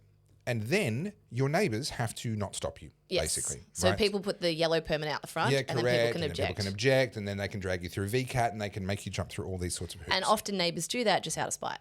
They can do it out of spite, or they do it because they're afraid that their land value is going to get hurt, or they just don't want things to change. Or they just don't want the construction. Right? Yeah, and they sit there and go, well, I moved in here because it was such a charming little suburb, and I don't want it to change. I want it to stay exactly the way that it was. This is main character syndrome. Yes, and this is the NIMBYs. It's the NIMBYs. The world revolves around me, and even though I haven't paid for any of what surrounds me, and I moved here because other people had paid for all of this, I want the cafe down the road. You know why you've got a cafe down the road? Because you live in a highly densely populated area where there's lots of people who want a cafe down the road. Yeah. Right? If you don't want neighbours, go move into a remote area where you won't have a cafe down the road. The post office is going to be a 2-hour drive away. You're not going to have any of the amenities. But guess what? You won't have to deal with neighbours. Yeah. The truth is, the reason why your house is worth as much as it is in the first place is because you moved somewhere where there were lots of neighbours. Yes. Guess what neighbours have? Their own ideas, Yep. their own land, their own property, their own rights. Yeah. And if a neighbour comes along and says, I want to do something because it's going to increase the value of my land. Now, that might be financial value, or it might be just their own utility and enjoyment of the land. It doesn't have to be financial. But the reason they're going to go and do something on that land is because it increases its value in their eyes. Yeah. And what the NIMBYs are saying, what people are saying who are objecting to this and saying, oh no, we should be able to stop our neighbours from doing things that we don't like. Oh, it might affect the value of my property. Right. So on the basis that your neighbour's actions might affect the value of your property, you are claiming to have the right to affect the value of their property. Yes. Like, do you see how upside? Like, this is ridiculous. This is main character syndrome. The world does not revolve around you. If you want it to not change, buy it and wear the cost yourself. Yeah. If you can't afford to do that, don't you dare pretend that you have some right to stop somebody else from the proper enjoyment of the property that they paid for, that they bought with their own blood, sweat and tears, and you want to claim the right to be able to tell them what to do. Fuck off. Yeah. Do you know what all I can think of is, do you know this story? This was pretty viral ages ago. So there was a Chinese man. When's this story from? Oh, it was relatively new. Oh, I thought it was older than that. It's one of those urban legends, who had a house and he rejected a big dollar offer to sell his house to make way for a new highway. Yep. And so what they did is they built the freeway around his house. This is main character syndrome. And now, guess what? The traffic bothers him. The noise of the traffic bothers him, and his house is now worth not much. But I 100% support his right. I support his right to do that. I think he's an idiot. Yeah. All right. I think he didn't think it through. But honestly, I would like to see more of this in the world. Yeah. I would like to see more people standing up for whatever stupid ideas they want to stand up for, Yeah. but also wearing the consequences, because that's now a cautionary tale. Well, let's fuck around and find out. That's really, right. isn't it? The rest of us can point to that. Whenever someone wants to be obstinate and wants to do what he did, we can go, well, this is where you're headed, buddy. This is a form of protest, and that's fine. You should have the right to do this. I'm all about it. But then Love the rest it. of us look at you and go, you silly man. And we are under no obligation to bail you out or to compensate you for the loss of value because you were so freaking stupid that you couldn't anticipate in advance that even though your house is still there, maybe you wouldn't want to be. Well, I mean, I look at this too, and look, this is a weird argument, and you wouldn't often hear me say this, but that freeway is going to service how many people? I don't know enough about this story, but let's say it's connecting rural villages and it's shaving 20 minutes off their travel time. It's going to get used by thousands, if not tens of thousands of people a day. And this person was like, no, I don't care about the other people. I care about me and my home, so therefore I should have it. And like you said, he should have that, but that's kind of the attitude of a lot of these people. Same with the NIMBYs. Like, there's all this conversation at the moment. Maybe I can unpack this with you. In the Liberal strongholds in Victoria, Jacinta Allen has approved high-density towers. Yep. And it will be a combination of public and private housing. Yep. And they do that because they don't want them to be slums. And in Brighton, there's one basically bookmarked for Church Street. Yep. And that's one of my favourite strips in Bayside. I like going there for a coffee. I like going to shop there. I'm much more of a strip shopping person as opposed to going out to chatty. Yep. So if I need to go to some shops. I usually go there. You heard it here first. Carly's more of a stripper. I am more of a stripper. Yeah. I stand by that. It's just nice. It's leafy. I like to have a coffee and meander. That community feel that brings, definitely. I don't like fluorescent lighting. I don't like, this is going to sound like such first world problems. There's something about being in Chadstone that makes me feel sick. I don't like Chadstone at all. I feel like I'm in recycled air. I feel like it's like claustrophobia, but it's not. There's something about it that makes me feel like, ugh. Yeah, my wife loves it. She loves going there. I understand the convenience. I can't stand it. It's artificial, I think. It's not an environment I like being in. I just don't like being inside that building. But to your point, so we've got, this is proposed medium density or high density, whatever it may be, on Church Street. And there's a lot of people who go, I don't want Church Street to change. Okay. But again, that's main character syndrome. What gives you the right to freeze it in time? Because the reason it became the thing that you like is because it changed from what it was before. Yeah. And at that point, there was someone else saying, well, I don't want it to change from being these lovely paddocks with cows eating grass, right? I want my horse-drawn carriage to come through here. And so what that attitude says is, I want the world to change in the way that I want it to change up until the moment where it reaches the thing that I feel like is mine, and which is generally just what we're familiar with. Yeah. It's when we first came across it. That's typically what marks that line for us. Typical human behavior. You fear that thing that's outside your norm. And you like what you like, and that's okay. You're allowed to like it. But if you want it to not change, you better have the money to be able to buy it. Well, I mean, I'm actually quite pro the high density things. I don't really want to live in an apartment. Yep. But we have too many issues right now. One, property prices are just so outrageous. Like, not that I was ever planning on buying in Brighton, but there's nowhere to live. And then at the same point, I'm pro worker in this sense. If you're a nurse, you're a barista, you're someone that works in the shop, you can't afford to live in the suburb that you work. So you now have to have a commute so that you can service the people who want to live where they want to live. So, for example, let me paint this picture for you. In Brighton, let's say there's 6 cafes, and those 6 cafes employ uni students who work, 20 hours a week, and then they catch the train to Brighton, they get off there, they work, and then they go back to, they might live in Berwick, they might live in Burwood, who knows where they live. And for those who aren't in Victoria, I'm saying they might live 30, 40 minutes away. Yeah. But they get that job because they needed a job and it's there. And the Brighton people are like, we want you to service our community, but you have no right to live here. Whereas if you had high density living that was cheaper and more affordable, people could live closer to work to then service those jobs. Yeah. Can I also say, though, that for a growing proportion of the population, we have the option to decentralize. Now, this is not true for everybody. Yeah. Right? If you're a nurse, you've got to live within a rational distance of the physical building in which you're going to do your nursing, and same with school teachers and so forth. But an increasing proportion of the population has the ability to decentralize. I've done that with my wife. She runs her business remotely. I run mine all online. And we had the option. We could literally, if we had a decent Starlink connection and a decent off-grid setup, I mean, I could theoretically live on a yacht. Yeah. Just get a little 30-foot little sailing yacht. My wife would be motion sick the whole time, and that wouldn't be fun. And 3 kids on a yacht, probably not ideal. But in theory, I could. And what this is the next, in fact, the first great decentralization. I've touched on this before, so I'll blast through it very quickly. Throughout history, you have benefited from being where the other humans are. And this is what I was touching on before about neighbors and so forth. The reason why your house is valuable in the first place is because you've got neighbors. Being where other people are opens up markets, opens up economies of scale. You can buy things cheaper. You can make more money in less time. You have more opportunities and more options when things go wrong. There's more support. So there's lots of good reasons why humans have gravitated towards living around each other. But with the advent of the steam age, we also got access to technology. If you wanted electricity, you had to live within a few miles of where the electricity was made in the early days of electricity. If you wanted telephones, you had to live in an area that was serviced by telephone. This was still a reality until very recently when they rolled out NBN. When we had cable TV and these sorts of things, it's like you have to live in a densely populated area to get those things. Now, there's also services that are available in densely populated areas, things like cafes, if you wanted proper barista-made coffee with a proper machine, all the rest of it. Now, we have the ability to decentralize in a way that has never been possible before. I don't need to live near my printer in order to get my books printed anymore. Yeah. I don't need them to be, they can be on the other side of the planet. I don't care. Right? The shipping takes care of all of that. I don't need to live, I mean, these days you can get home coffee machines that'll make you a very good coffee themselves, or if you want to go that next level, home coffee machines that you can make a coffee yourself on. That wasn't an option not long ago. But now also you've got the ability to have a grid and electricity, to have global telecommunications. All of that is available to you. So for the first time in history, moving away from where the people are does not have to imply a loss of opportunity, a loss of income, a loss of technology. Now we're heading further this way. Large-scale farming used to be necessary. All the family farms were selling to industrial farming conglomerates. Why? Well, because they needed multi-million-dollar combine harvester machinery and all of this investment in the economies of scale, and the machines are getting bigger, which means your paddocks have to get bigger, and you need more paddocks because they're going to be able to pay for themselves and all the rest of it. Well, guess what? Now drones are taking the place of aerial spraying.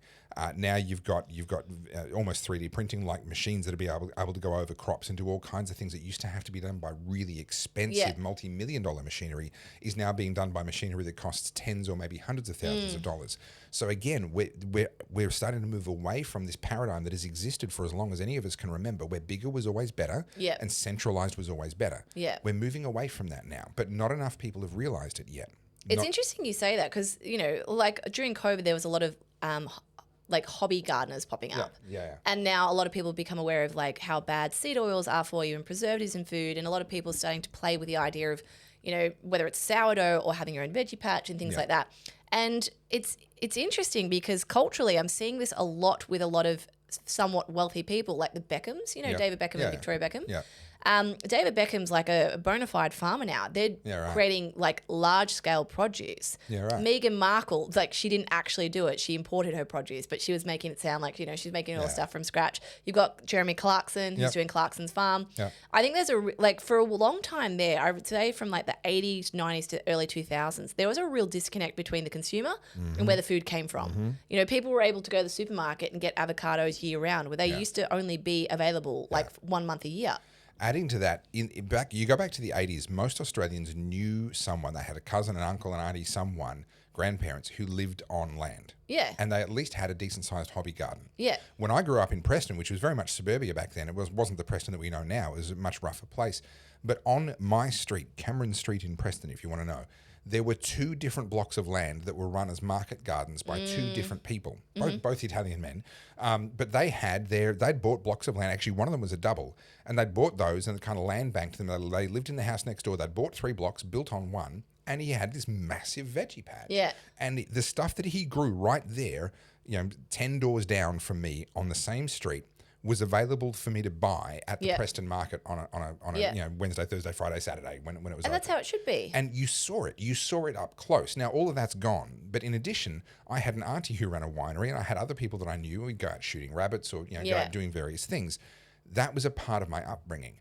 Very few kids living in cities now have any exposure, and none of their relatives are involved. And you can see that with the way a lot of people vote too. Like, I'm about to play something. I was trying to like weave it all together, but I might start with this clip first, and then we'll go to the clip that you sent me today. So G tagged me in this. I regret sending you that clip, by the way. Yeah, I know, but you've sent it to me, so it's queued up, ready to go. So Jeremy Clarkson, I actually don't think Clarkson's Farm is Jeremy Clarkson. I think this is a faux Jeremy Clarkson account. Okay. So yeah, this is not actually them. So this whole meme, for those who are listening, your meal-based diet is killing your meat-based diet is killing the planet. And so on one side it says my meal, and it has grass-fed beef, locally raised and sourced within 20 miles, homegrown tomatoes, homegrown mizuna. Is that lettuce? I don't know. Yeah. I can't read from there. Oh, sorry. And on the other side, it's like a beautiful big Buddha bowl, like all the colours of the rainbow. And this is, a vegan meal. Cashews imported from Vietnam, chickpeas imported from Australia, rice imported from Thailand, cucumber imported from Spain, bell pepper imported from Mexico, peas imported from Guatemala, avocado imported from Mexico. So obviously all of those imports cost considerable amounts to get them moving around. They're tilting the scales here because they say, homegrown tomatoes on the one hand. They could have said imported tomatoes. Or they could say homegrown cucumber on the other side. So they're not being honest. This irks me when they because they're making a good point. But by doing that extra little bit of scale tilting, they've kind of undermined it. But it does give you perspective. We do have a global food industry. Yes. And at times, you can't get produce here. We all remember, there was a cyclone in the early 2000s that wiped out all the banana crops. Yeah, well, I remember it well because I was working at Costa Logistics, and all the bananas that went out to Coles in Tassie, Victoria, southern New South Wales, and parts of West Australia. They went out in an armoured vehicle. All came out via us. Yeah. And we had 4 full rows dedicated to bananas, and we had these banana ripening rooms as well, and all of it just emptied. Yeah. And it was really weird. Yeah, they were like $23 a kilo. It was nuts. I remember that. And like one banana was $8 or something crazy. Yeah. I mean, I think they were doing smash and grabs where people would drive utes through the front of a 7-Eleven store just to grab the fruit bowl that's next to the counter and Didn't that make happen off with recently with iceberg lettuce as well? Like there was an iceberg lettuce shortage. Okay, that just happened again. Are you moving or is the house moving? There. That's you. me. All right, that's good. I'm glad. That's me needing to go to the toilet. I'm paranoid of earthquakes because the Philippines have been getting lots of them. Yes. And our team, our editor and other team members in the Philippines are, having some sleepless nights from time to time. Yeah. I was explaining that to G when we're in Japan. Like it's likely that we'll feel something. Yeah. Because they're so frequent there. But we're going to go to Kobe and we're going to go to the earthquake museum there and I've showed G where I grew up and whatnot. But earthquakes are no See no that joke. pile of rubble? That's the house I grew up in. We grew up in a hill. The house. Sorry, that's a little bit dark. But No. I remember that block of concrete. That was on my head. Yeah. How did we get to earthquake? Oh, yes. Talking about this. So when it comes to farming, I think there's a love in food too. I'll give you another example. This is another tangent, but it's a short tangent. This is going to be wanky. No, I can feel it in my bones. No. We were setting up the exhibition yesterday and it was getting quite late. It was about 10 o'clock at night. And there's a famous restaurant on Chapel Street called Chappelle's. It's open 24 hours. It never closes. Yep. And we were pretty hungry by this point. And G and I were like, we'll just go next door. We'll get something to eat.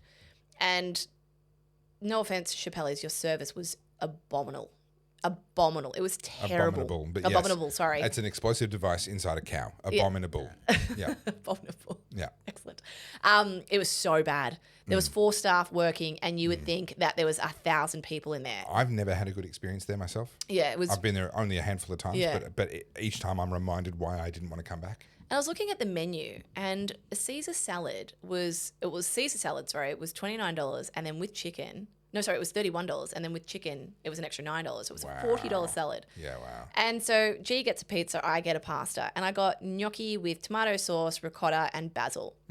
Now, Italian food has love in it, right? And that simple ingredients list should still be delicious. It should be quality ingredients. If I made that at home, it would be yummy. Anyway, I paid, I think, $37 for the privilege. And it was tasteless. Yeah. There was, I put heaps of Parmesan on, I put salt on. I couldn't even taste the tomato. Cardboard. So I have to admit, though, I do have a bit of a love affair with Sophia's. Where's that? So there's one in Camberwell. There's a few of them around. Yeah.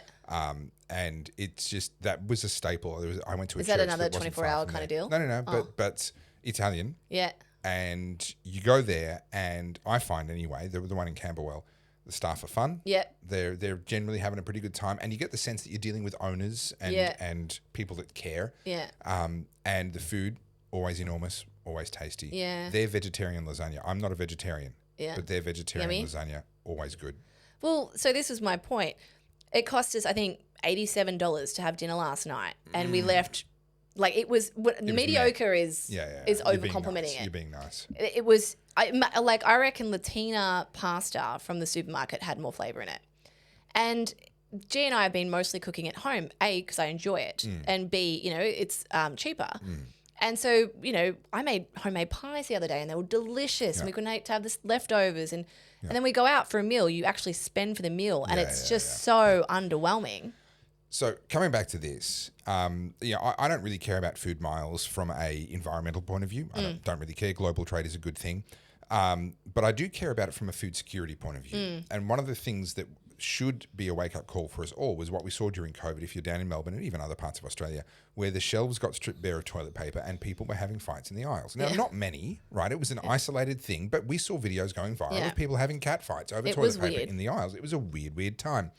Now imagine that a proper conflict breaks out in the South China Sea, or any of these sorts of things. We've only got 30 days worth of fuel. I'm about to do an interview with Senator Malcolm Roberts talking about this and the Chinese ownership of the Port of Darwin and the Port of Newcastle and the lack of strategic reserves of fuels and so forth.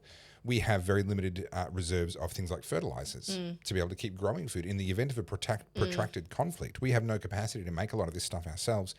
And food miles becomes really important because now you really do need food to be being grown on your doorstep. You telling me that just fills me with rage because there is no excuse for us not being able to be self-sustainable. Correct. There is absolutely no none. excuse. I agree.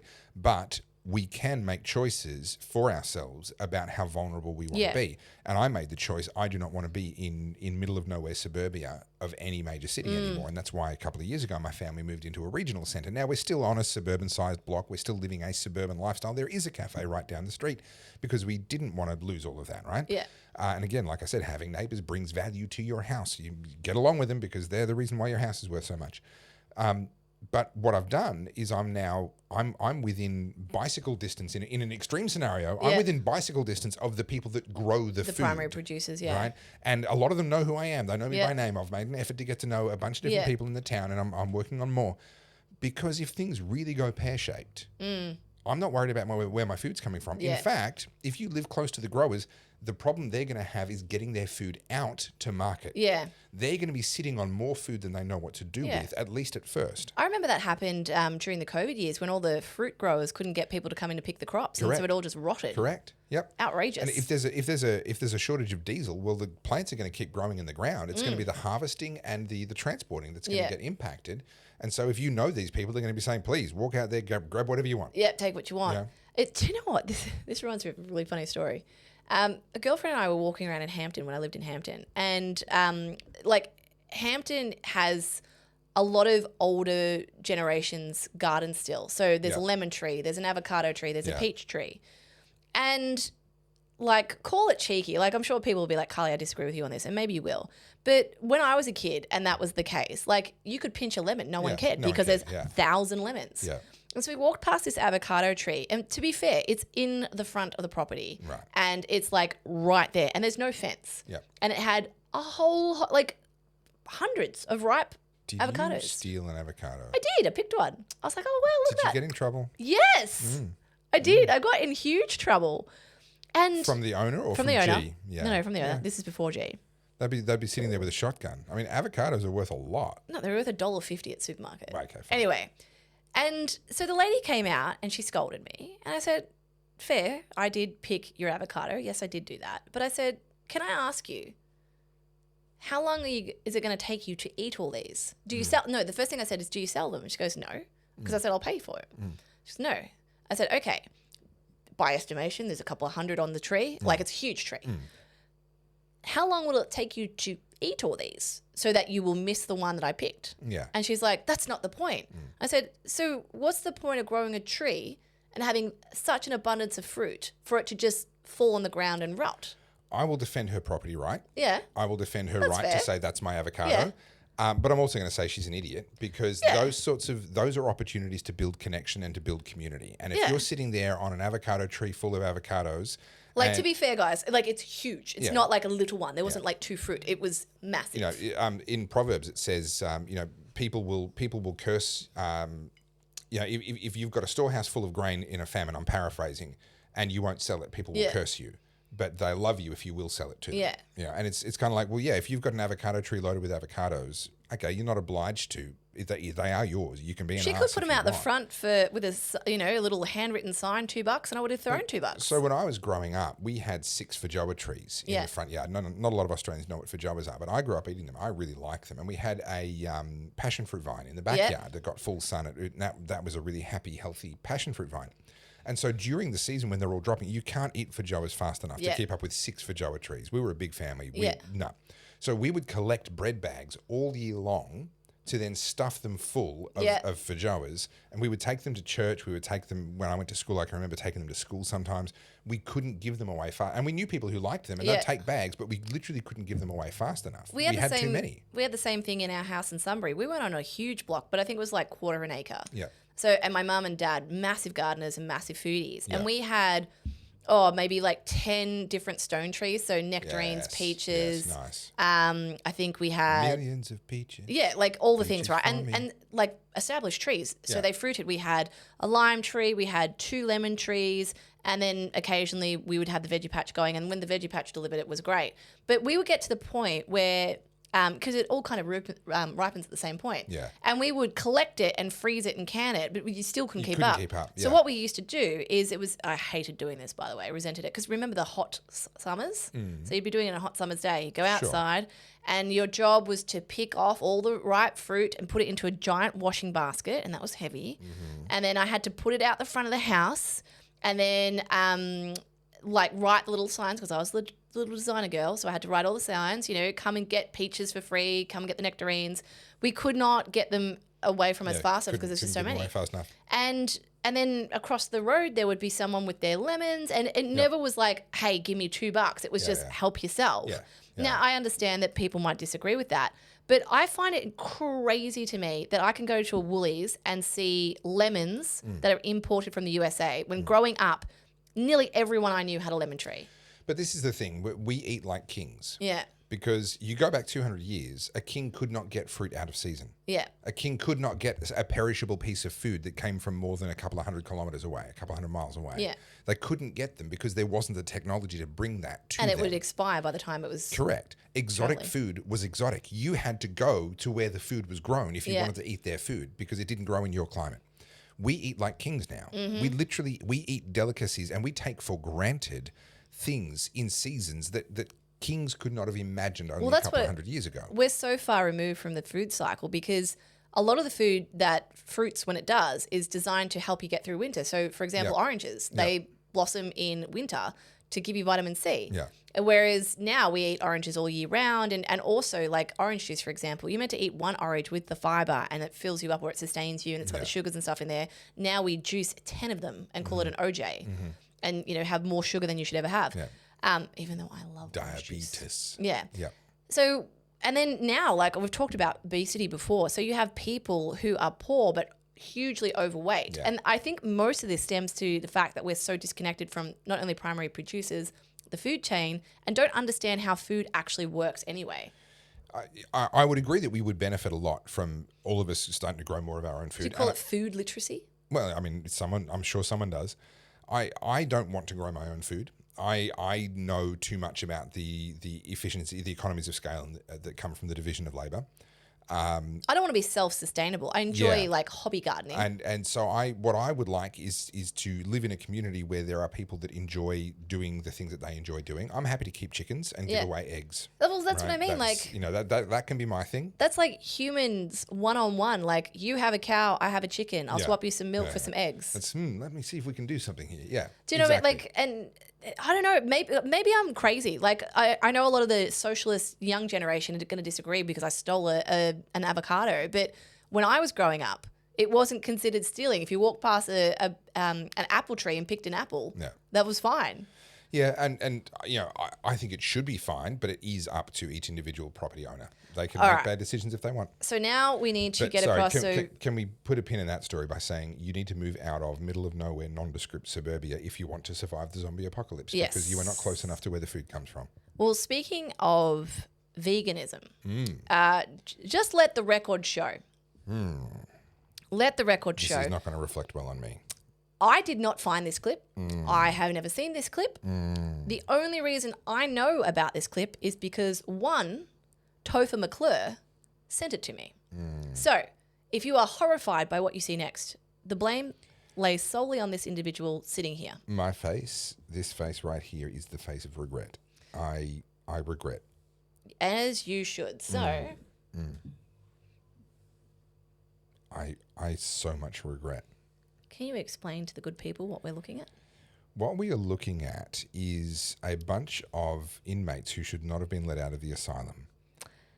What we are looking at is the reason why wokeness is dying, feminism is dying, and vegans... Hang on a minute. I didn't notice the shit. Yeah. No, they went all out. Or some of them anyway. So this is obviously a coordinated protest. So they're all wearing very, matchy clothing.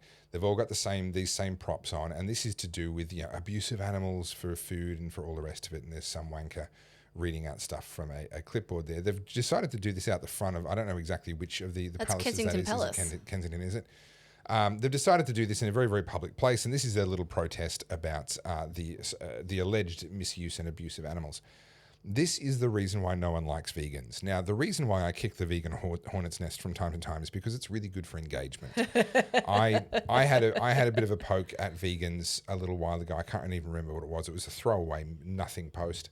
And sure enough, like clockwork, they showed up to have a whinge about me activating their almonds. And I'm sorry, this is why. Because even if you're not this I'm level... transfixed by this. This is some powerful I know. art. Yes, it's almost as good as Chimera. You dick. Even... I said almost. Even if you're not one of these complete nut jobs, if you live under the same banner of vegan, then I'm sorry, but you're one of these nut jobs. Well, it shows that they're deficient in iron. I mean, their brains... They're deficient in IQ. Yeah. Okay, so for those who aren't watching this, let me explain this to you. You've got a collection... That's a good point, yes. Yeah, you've got a collection of women and they're wearing what I would describe as like Skims outfits. And what they have done is... You used the word, not me. If those ads come back, you cannot blame me. To be fair, that's what it looks like. So they're wearing high-waisted underwear and they have got period blood from the front. At the back of their underwear, they have what looks like cow shit because they're meant to be milk cows. And then on their breasts, they have funnels that are being funneled into a like a plastic container jug to catch their milk. Yep. So they're showing that they're pumped full of hormones. They're shitting themselves as they produce milk for us to consume our delicious dairy goods. This bothers me for a couple of reasons because this is a really simplistic view of farming. Yes. Farming on a industrial scale, like it's done in the US in some of the places, is horrific. I would agree with that. But there are places in the US that are also doing it very well. Well, that was going to be So, yes, okay, battery hen farming or battery farming for chickens. Horrible places where they don't see daylight, they don't get to go out. Yes, terrible, because that's an example of what happens when people get greedy. But most farmers love their crops, love their animals, love their stocks because, well, without them, they don't have income. And also, they are cultivating these crops. They're cultivating their herds. They're breeding them. And there's this level of love and consideration and care that goes into this. So for these inner city women who have probably most likely gone to university and been indoctrinated into feminism and also veganism, they are only seeing... Do you remember those movies that went out like... One was called Blackfish... One was called Cowspiracy. There's a whole bunch of like anti-farming videos. Never heard of any of them. They were big movies that went mega viral. And all it was someone breaking into one of those awful abattoirs or one of the awful farms where there is animal abuse. And I'm not saying that there isn't. And so in these women's mind, that's all farming. Most of these women have probably never stepped foot on a dairy farm in their life. So there's so much to say here, but I'm wired a little differently than most people. I went to a 4-day Anthony Robbins event at the tennis centre many, many years ago. Yeah. And the 4th day, Anthony Robbins clocked off and he left one of his mates there to basically try and sell us on veganism. That was essentially what it was. Now, this guy was jacked, he was ripped. Isn't Tony carnivore now? I don't know. I don't know. But that was essentially, the 4th day. It was very disappointing. We'd paid a lot of money for this conference, and day 4 of the conference was basically a sales pitch on veganism. And as part of it, they played us a video showing chickens being slaughtered and plucked. And, I'm hearing other people around me like, oh, this and that. And I think a few people even crying. I'm fascinated by the technology involved. I mean, this is a phenomenal machine. It's kind of plucking the chickens, taking it by the feet, chopping its head off, blanching it so their feathers come out. Like, I'm watching this thing like, holy Someone cow, figured out how to do this. This is amazing. This is why I can walk into Woolies and buy a chicken like cooked and stuffed and all the rest for like $11. This is why we can eat so well. This is why poor people can be fat in today's day and age. That's what I see when I see this stuff. Having said that, I agree. There are people that needlessly add suffering to farming. Well, halal killing is horrific. It's horrific. Now, what's interesting, though, this does actually touch, again, on this decentralization thing. One of the reasons why we've seen it go this way was because scale was the key to survivability. And so, we'll put up sheds and have multi-story eggs and, battery farming and steroids and artificial hormones. lighting that makes them think it's summer all the time and do all that sort of stuff. And that was the pathway towards higher profitability for a long time. Now, people are starting to care more about where their food comes from, and I've got no issue with that. I don't care, particularly in terms of, like, will I buy cage eggs? Yeah. Yeah. I mean, I have chickens and they're free range and they make better eggs. Yeah. But when I do buy eggs from time to time, I'll buy cage eggs. I don't have an issue with that. But I do understand that there are people who do have an issue and they're willing to pay the money and get the other thing. Yeah, see, I buy free range because I'm like, I'll support the person making that decision. I'm happy to part with an extra couple of dollars. But the issue here for me is that what a lot of these sort of vegan activists don't understand is a cow is not some interchangeable commodity. Yeah. Right. You go and talk to. So I went to a cow show I think it was in Ballarat some years ago, 2019, I think it was. And you talk to these breeders and you realise they've been very careful about where they've bought their cows from to start their herd. These are the ones that are starting their own rather than inheriting it. And then they're very careful about how they interbreed and which ones they breed and what they do with what. And they are looking for very particular characteristics and putting in an enormous amount of breeding. Yeah. And so when a dairy farmer, for example, has to sell off their herd because times are tough or whatever, city people think, oh, well, you can just buy some back when times get better. No, they can't buy those cows back. The breeding that they were working on, the program that they had going is gone forever. They will never get that back. They'll go to market and see what's out there and see what threads they can pick up and begin to weave something that's important to them. Same with sheep farmers and pig farmers and all of that. You know, if you watch Clarkson's farm and you see how much he loves his little piggies. Yeah. Right? You know, and it's so sad when one dies. And you know, the heartbreak of the little ones being sat on by the mums. And what's his name? Richard Ham. Richard Ham, yeah. That's actually, if you haven't watched it, please go watch it. Go and watch Brilliant Clarkson's TV. Farm. That is the truth. Farmers feel sad when they take their animals off to slaughter. It's a necessary thing. They can't survive financially and they won't be providing food for us if they don't. But they do feel it. And to pretend that every single farmer out there who is farming meat or eggs or any of these things is some sort of an evil bastard who gets pleasure in inflicting needless pain on animals, it's a completely absurd fiction of their imagination. And then for them to respond by doing that, I just see mental illness all over that video. I just see a bunch of women that I hope never to come across in real life. Do you know what annoys me is growing up, we were going through a really big drought in like the late 90s, I think it was, right? And I would remember... 2000. So we had a really bad drought. I think it was from about 2000 to 2012. Thereabouts. It was a really long one. And I remember, you know, whether it was Channel 9, Channel 7, there was always be news stories and then the helicopter would go across the cattle farm and you'd see these, you know, these perished animals and the farmers just devastated, crying. Dust bowl. You know, like these animals that are, you know, skeletons basically, and they were devastating. And so to hear vegans say like, oh, they don't care, are you joking? They care so much. But and like, isn't it funny how it's like a decade between those, like it just flips like this. And then you get the question of what do you think happens to animals in the wild? Right, there is no animal that grows old and dies peacefully. I was going to say, what do you reckon vegans do when they're on a safari and they watch a lion take down a gazelle?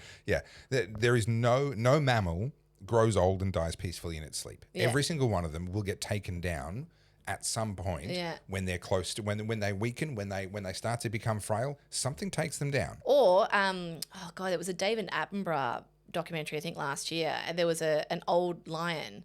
And he'd become so frail he couldn't run and hunt, and so he was just basically wasting away.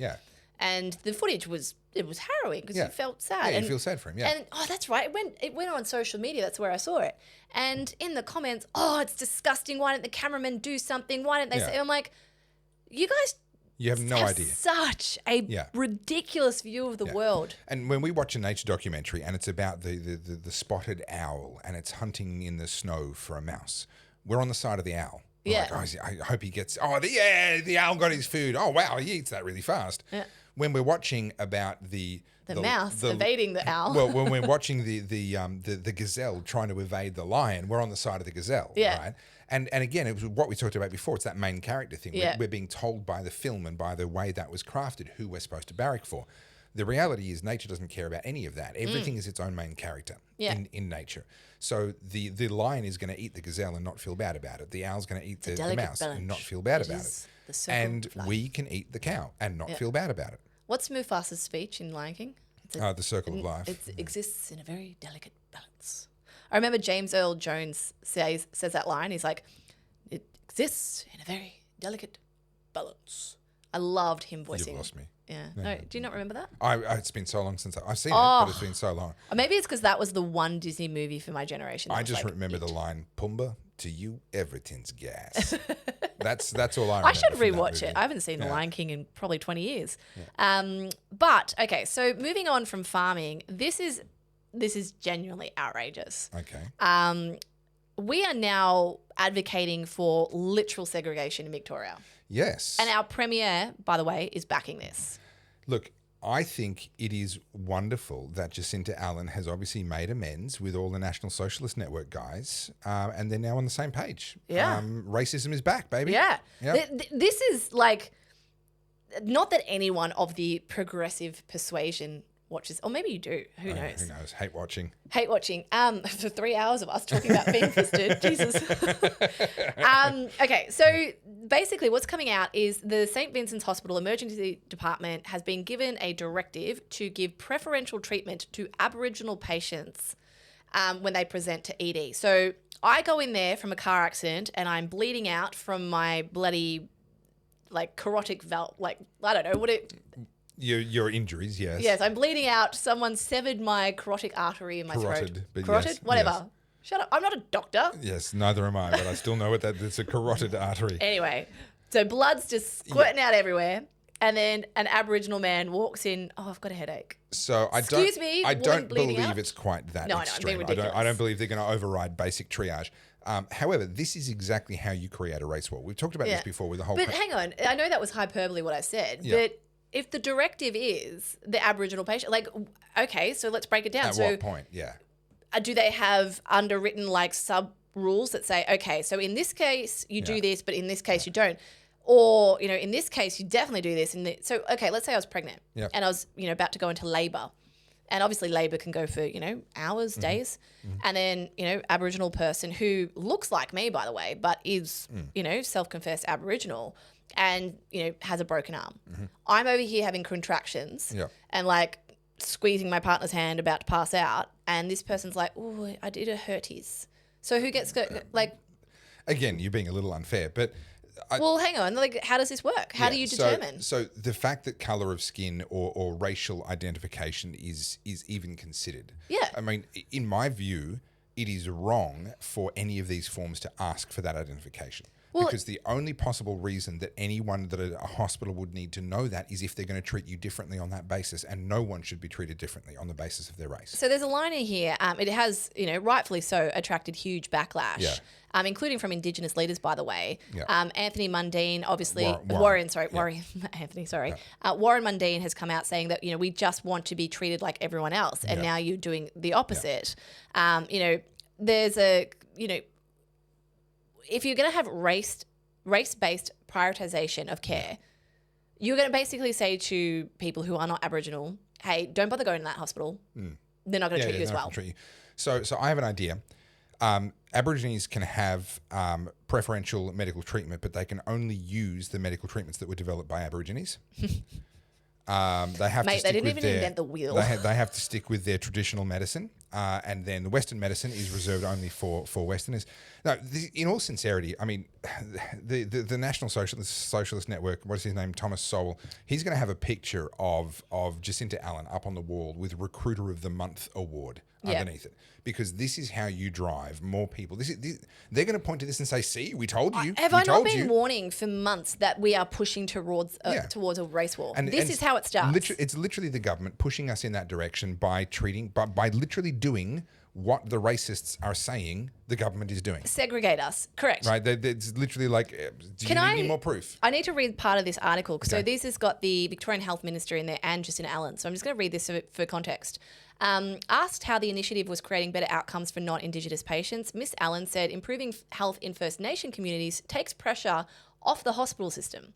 It's been recognised at some point, since we do take a larger number of First Nation patients, that there has been some disadvantage in that Indigenous people haven't been getting treated in the spirit of treating the sickest patients quickest.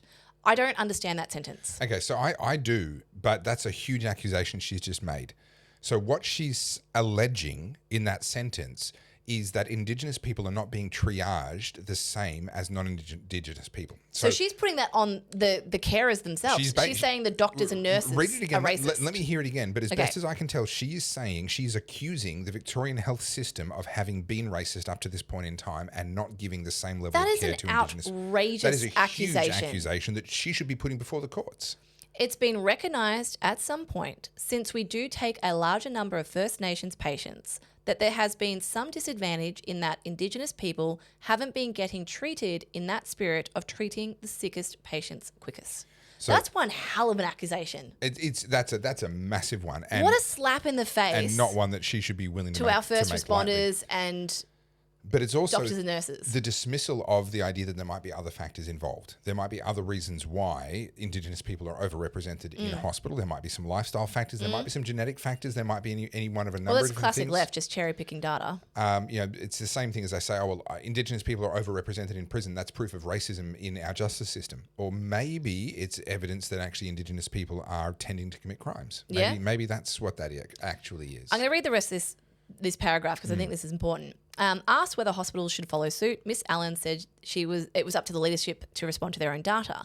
Victorian Health Minister Mary Ann Thomas on Wednesday applauded St Vincent's for prioritising Indigenous patients in its emergency department. These are decisions made by clinicians, but St Vincent's is taking some proactive steps in order to close the gap when it comes to the health and wellbeing outcomes for Aboriginal Victorians, which of course are much worse than those of non-Aboriginal Victorians. And I applaud this hospital for taking the actions to meet the needs of the community that they served. This is outrageous. The fact this isn't like... I mean, I'm just sort of thinking, where does this logic stop? I mean, the health outcomes of hardcore drug addicts are much worse than the health outcomes of non-hardcore drug addicts. So does that mean that they should get priority too? That's like saying you're a smoker and you chose to smoke. Therefore, we're going to treat this person who got lung cancer just randomly, and you're at the bottom of the list because you chose to smoke. No, it's the opposite. It's saying smokers are more prone to bad health outcomes, so we're going to prioritize them. Yeah, that's literally what they're saying. This is so bad. Like, I just look at her face. Whoever, I've said this before, whoever her hairdresser is just doing her such a disservice, and I kind of am here for it. Well, sorry, is that a lady punching down another lady? No, it's just like. You know? Politicians are always going to be punched down at, but look at her. She looks miserable. Like, I know politics ages people, but this is not someone who in herself is happy and healthy. I said this about K-Rod the other day. You don't want to have her over to your house for a dinner party. No. Yeah. Like, you look at Niab.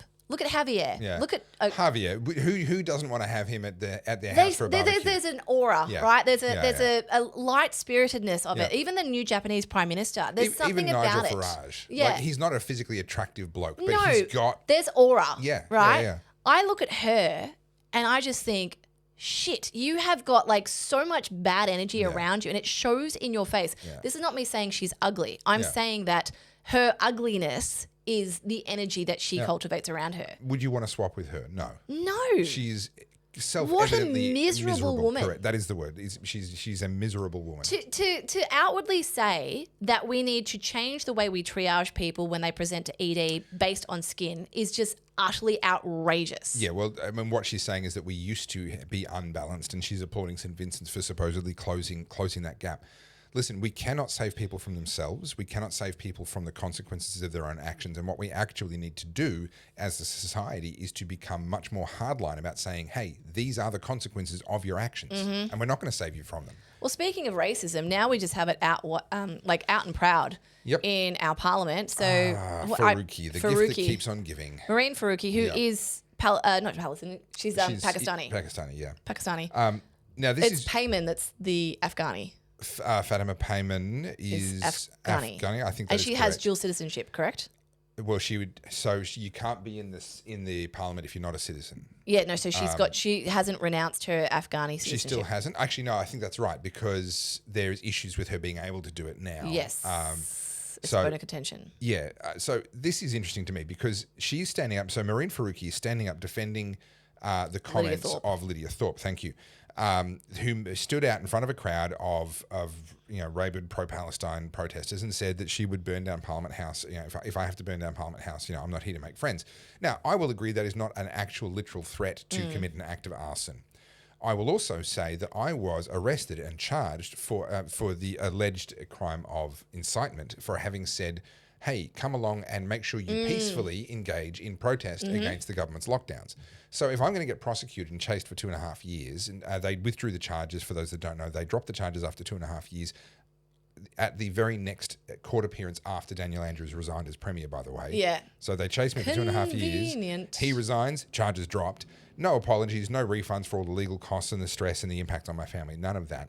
Because I said, hey, everybody, we need to exercise our human right, which is protected under the Victorian Charter of Human Rights and Responsibilities as well as international treaties, to engage in peaceful protest. Incitement charges for 2.5 years.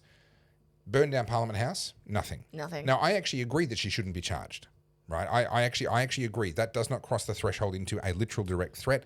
Free speech applies.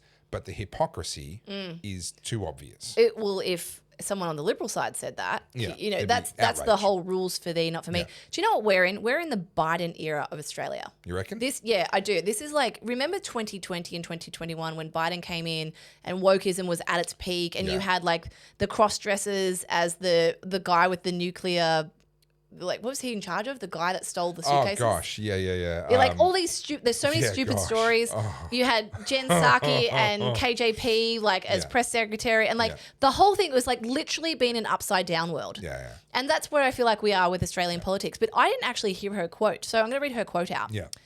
So she was defending Lydia Thorpe and her comments. And this is from Maureen. You would have thought that many of the coalition MPs and senators and Labor MPs and senators would perhaps understand the meaning of burning down the house, given that many of you white people in here claim English as your first language. You would actually know what this means. This is just full of hate. Yeah, and so I've watched the video of how she says it, and she leans on the white people. That was people. intended to be a barb. That was intended to be a jibe. Now she's protected under parliamentary privilege. She's saying that inside of our parliament.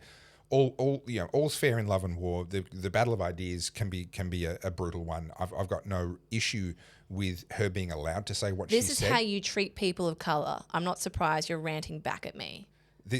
I don't think that she should be punished for saying what she said, but we are allowed to notice what she said, and we are allowed to take that into account in future. But this is like, this all stems back. Sorry, can you bring that picture back? Because there's one last point I want to make. Yeah. Remember that Nationals senators, Jacinta Price About the was Indians. told to remove an Australian flag. Yes. She's wearing a Palestinian keffiyeh. Not a flag, but very much a statement and a symbol in the same way that a flag is. I'm just curious, has she talked at all about Hamas killing their own civilians? Not as far as I'm aware. No, I didn't find that video. She's wearing a keffiyeh, but she has not come out and condemned them literally brutalizing and just in front of everyone. Yeah. The people represented by that non-flag flag are being murdered by their own criminal terrorist government, but she wants to stand up there and argue about what, and look, I'm not, just to be clear, in case anyone decides to clip this, and people will clip it anyway, I am not pro where we're going, but I understand this is taking us down a race war, and this is going to end ugly if it is not stemmed, stopped. It's not too late, but the further down this pathway we go, where we are just obviously making different rules for different people based on their racial background. Do you know what gets me about this? Is like when you and I talk about immigration and we have our different viewpoints, you and I still consider good people, right? Yeah. When it gets to a point where people condemn people because of color, because of ethnicity, because of nationality, as a group, as opposed to the individual, that's a scary place.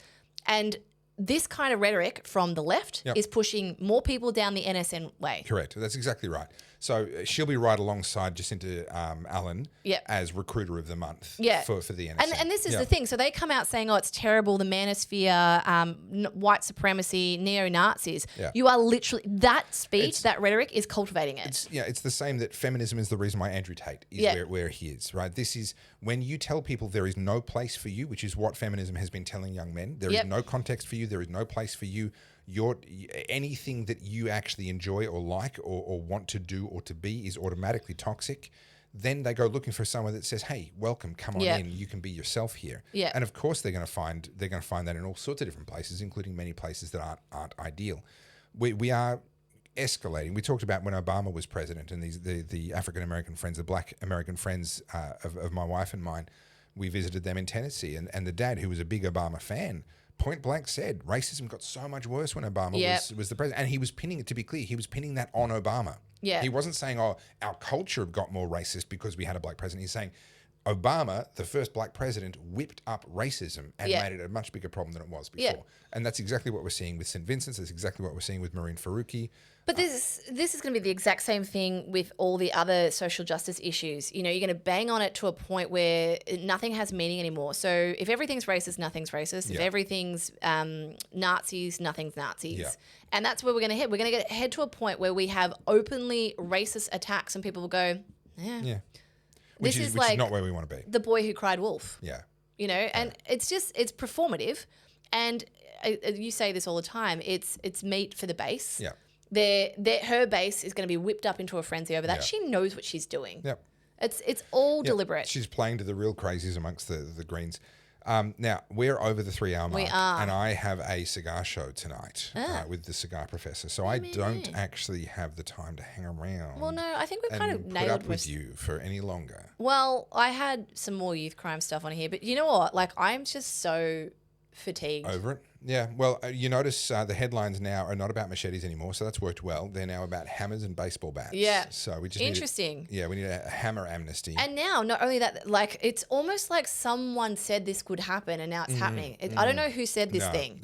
It was impossible to see this coming. It was impossible to see this coming, but I do remember a woman on a podcast somewhere saying that they're only going to be more emboldened and they're going to be even more reckless and brazen, and they're going to get to a point where they just literally smash into their house now and demand things. And would you believe it? What a coincidence. Don't believe you. No one could have seen that coming. No one could have seen that coming. So brazen that they'll literally smash the window, demand the car keys, or I'll beat you to death. Pixar, it didn't happen. I don't believe anyone could have predicted that.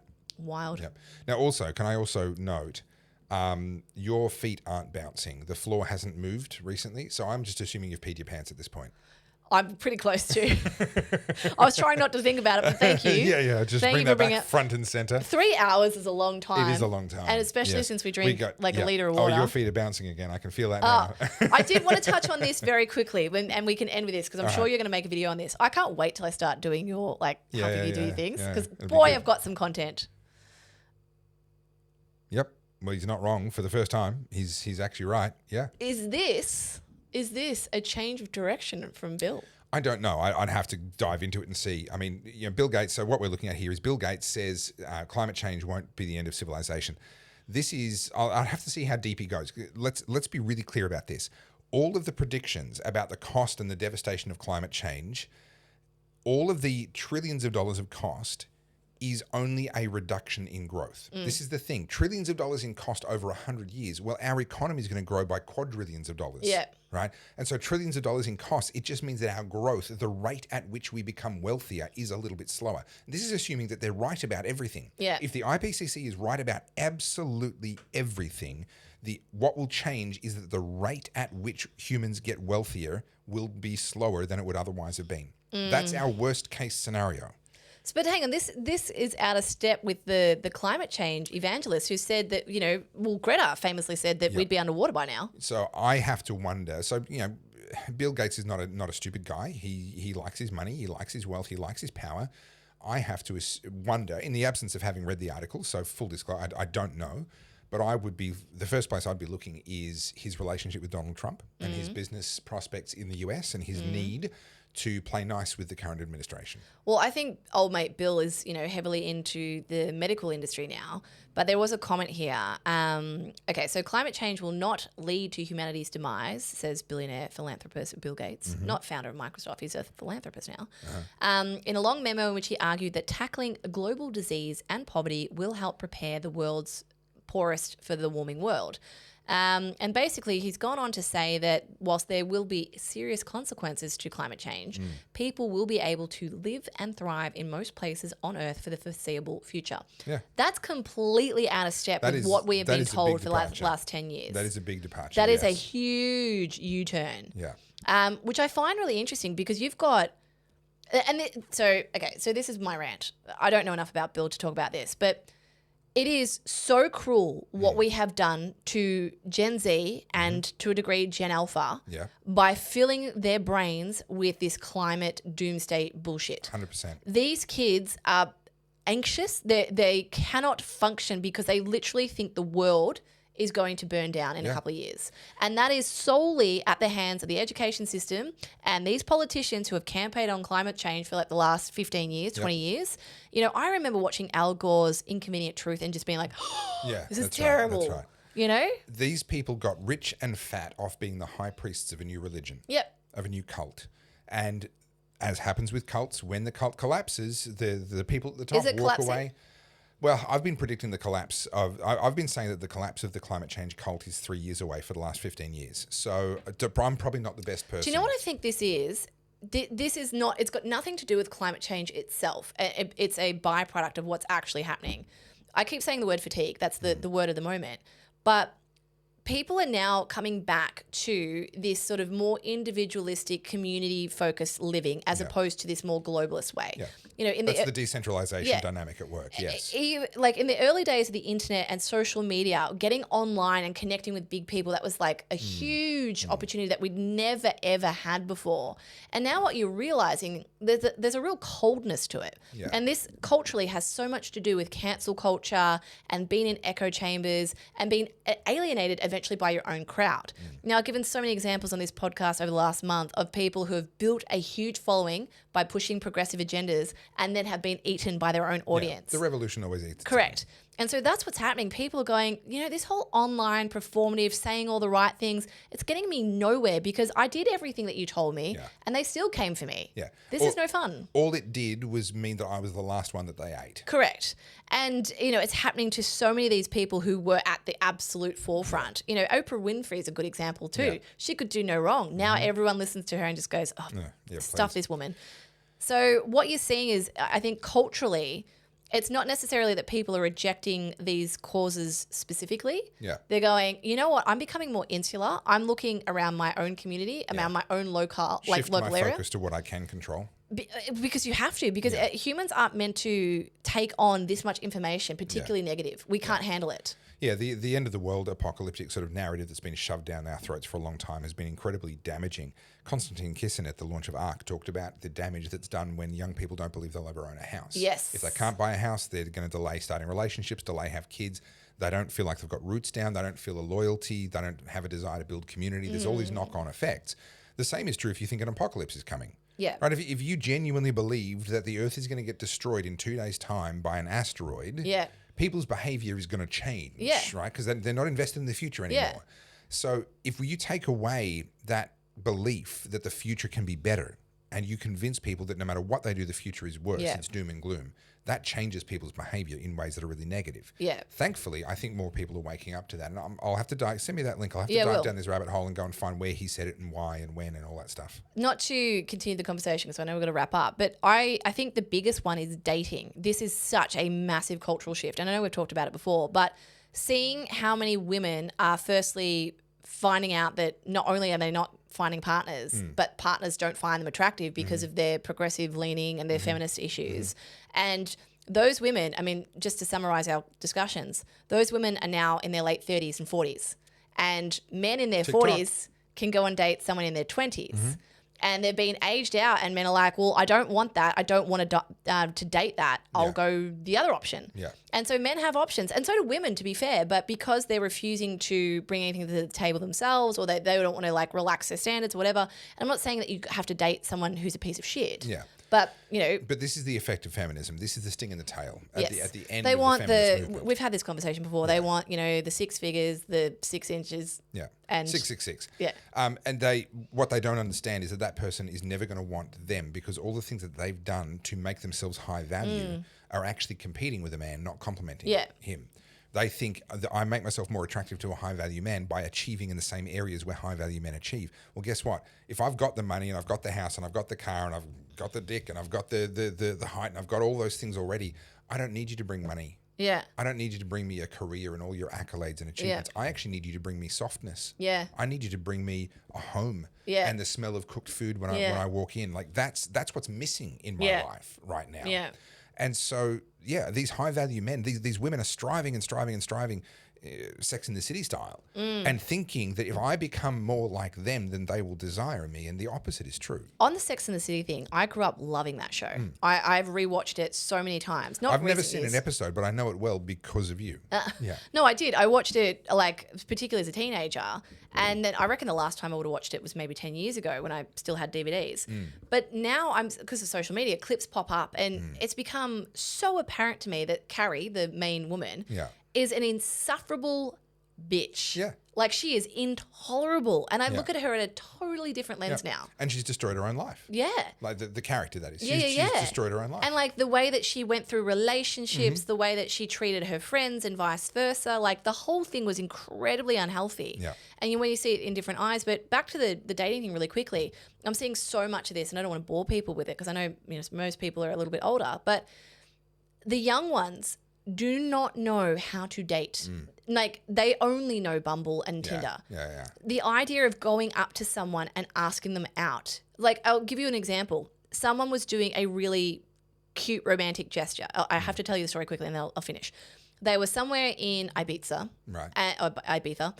And they saw this girl dancing and they talked to her very briefly, but something happened and they got separated. But, enough for the guy to be like, I want to see that woman again. Yeah.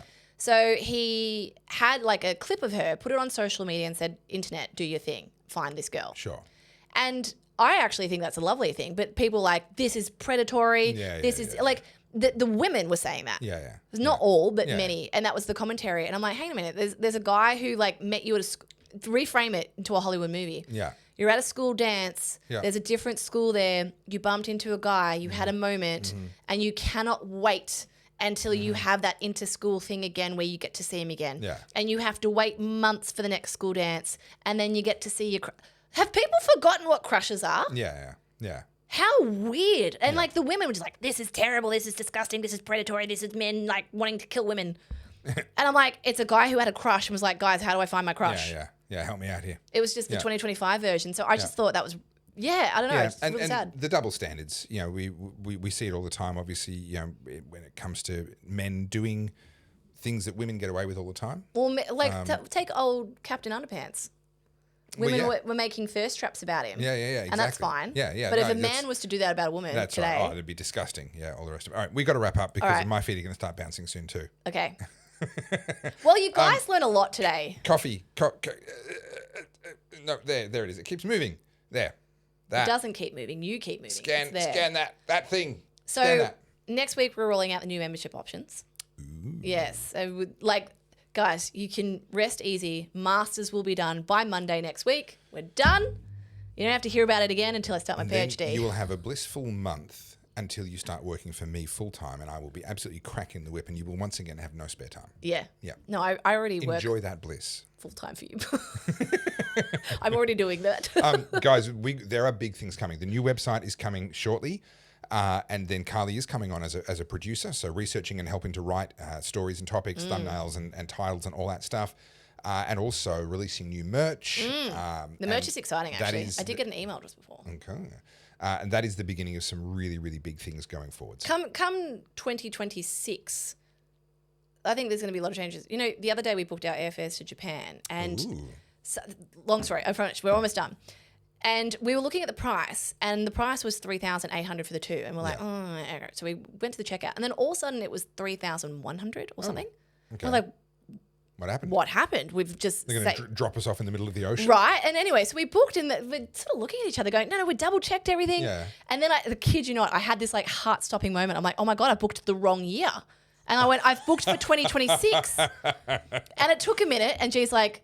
Yeah, but it will That's next year. And I was like, in my mind, I was thinking I'd booked 2027. And I just had this quick wave of shock. No, it's funny. Hilarious. Forget 2026 next year. How wild. All right, we got to get out of here. At Carl J. Soda, at Topher Field, at the Oddcast HQ. Follow us. Shout out to Roy. You're now famous. Yeah, shout out to Roy. Love your work, mate.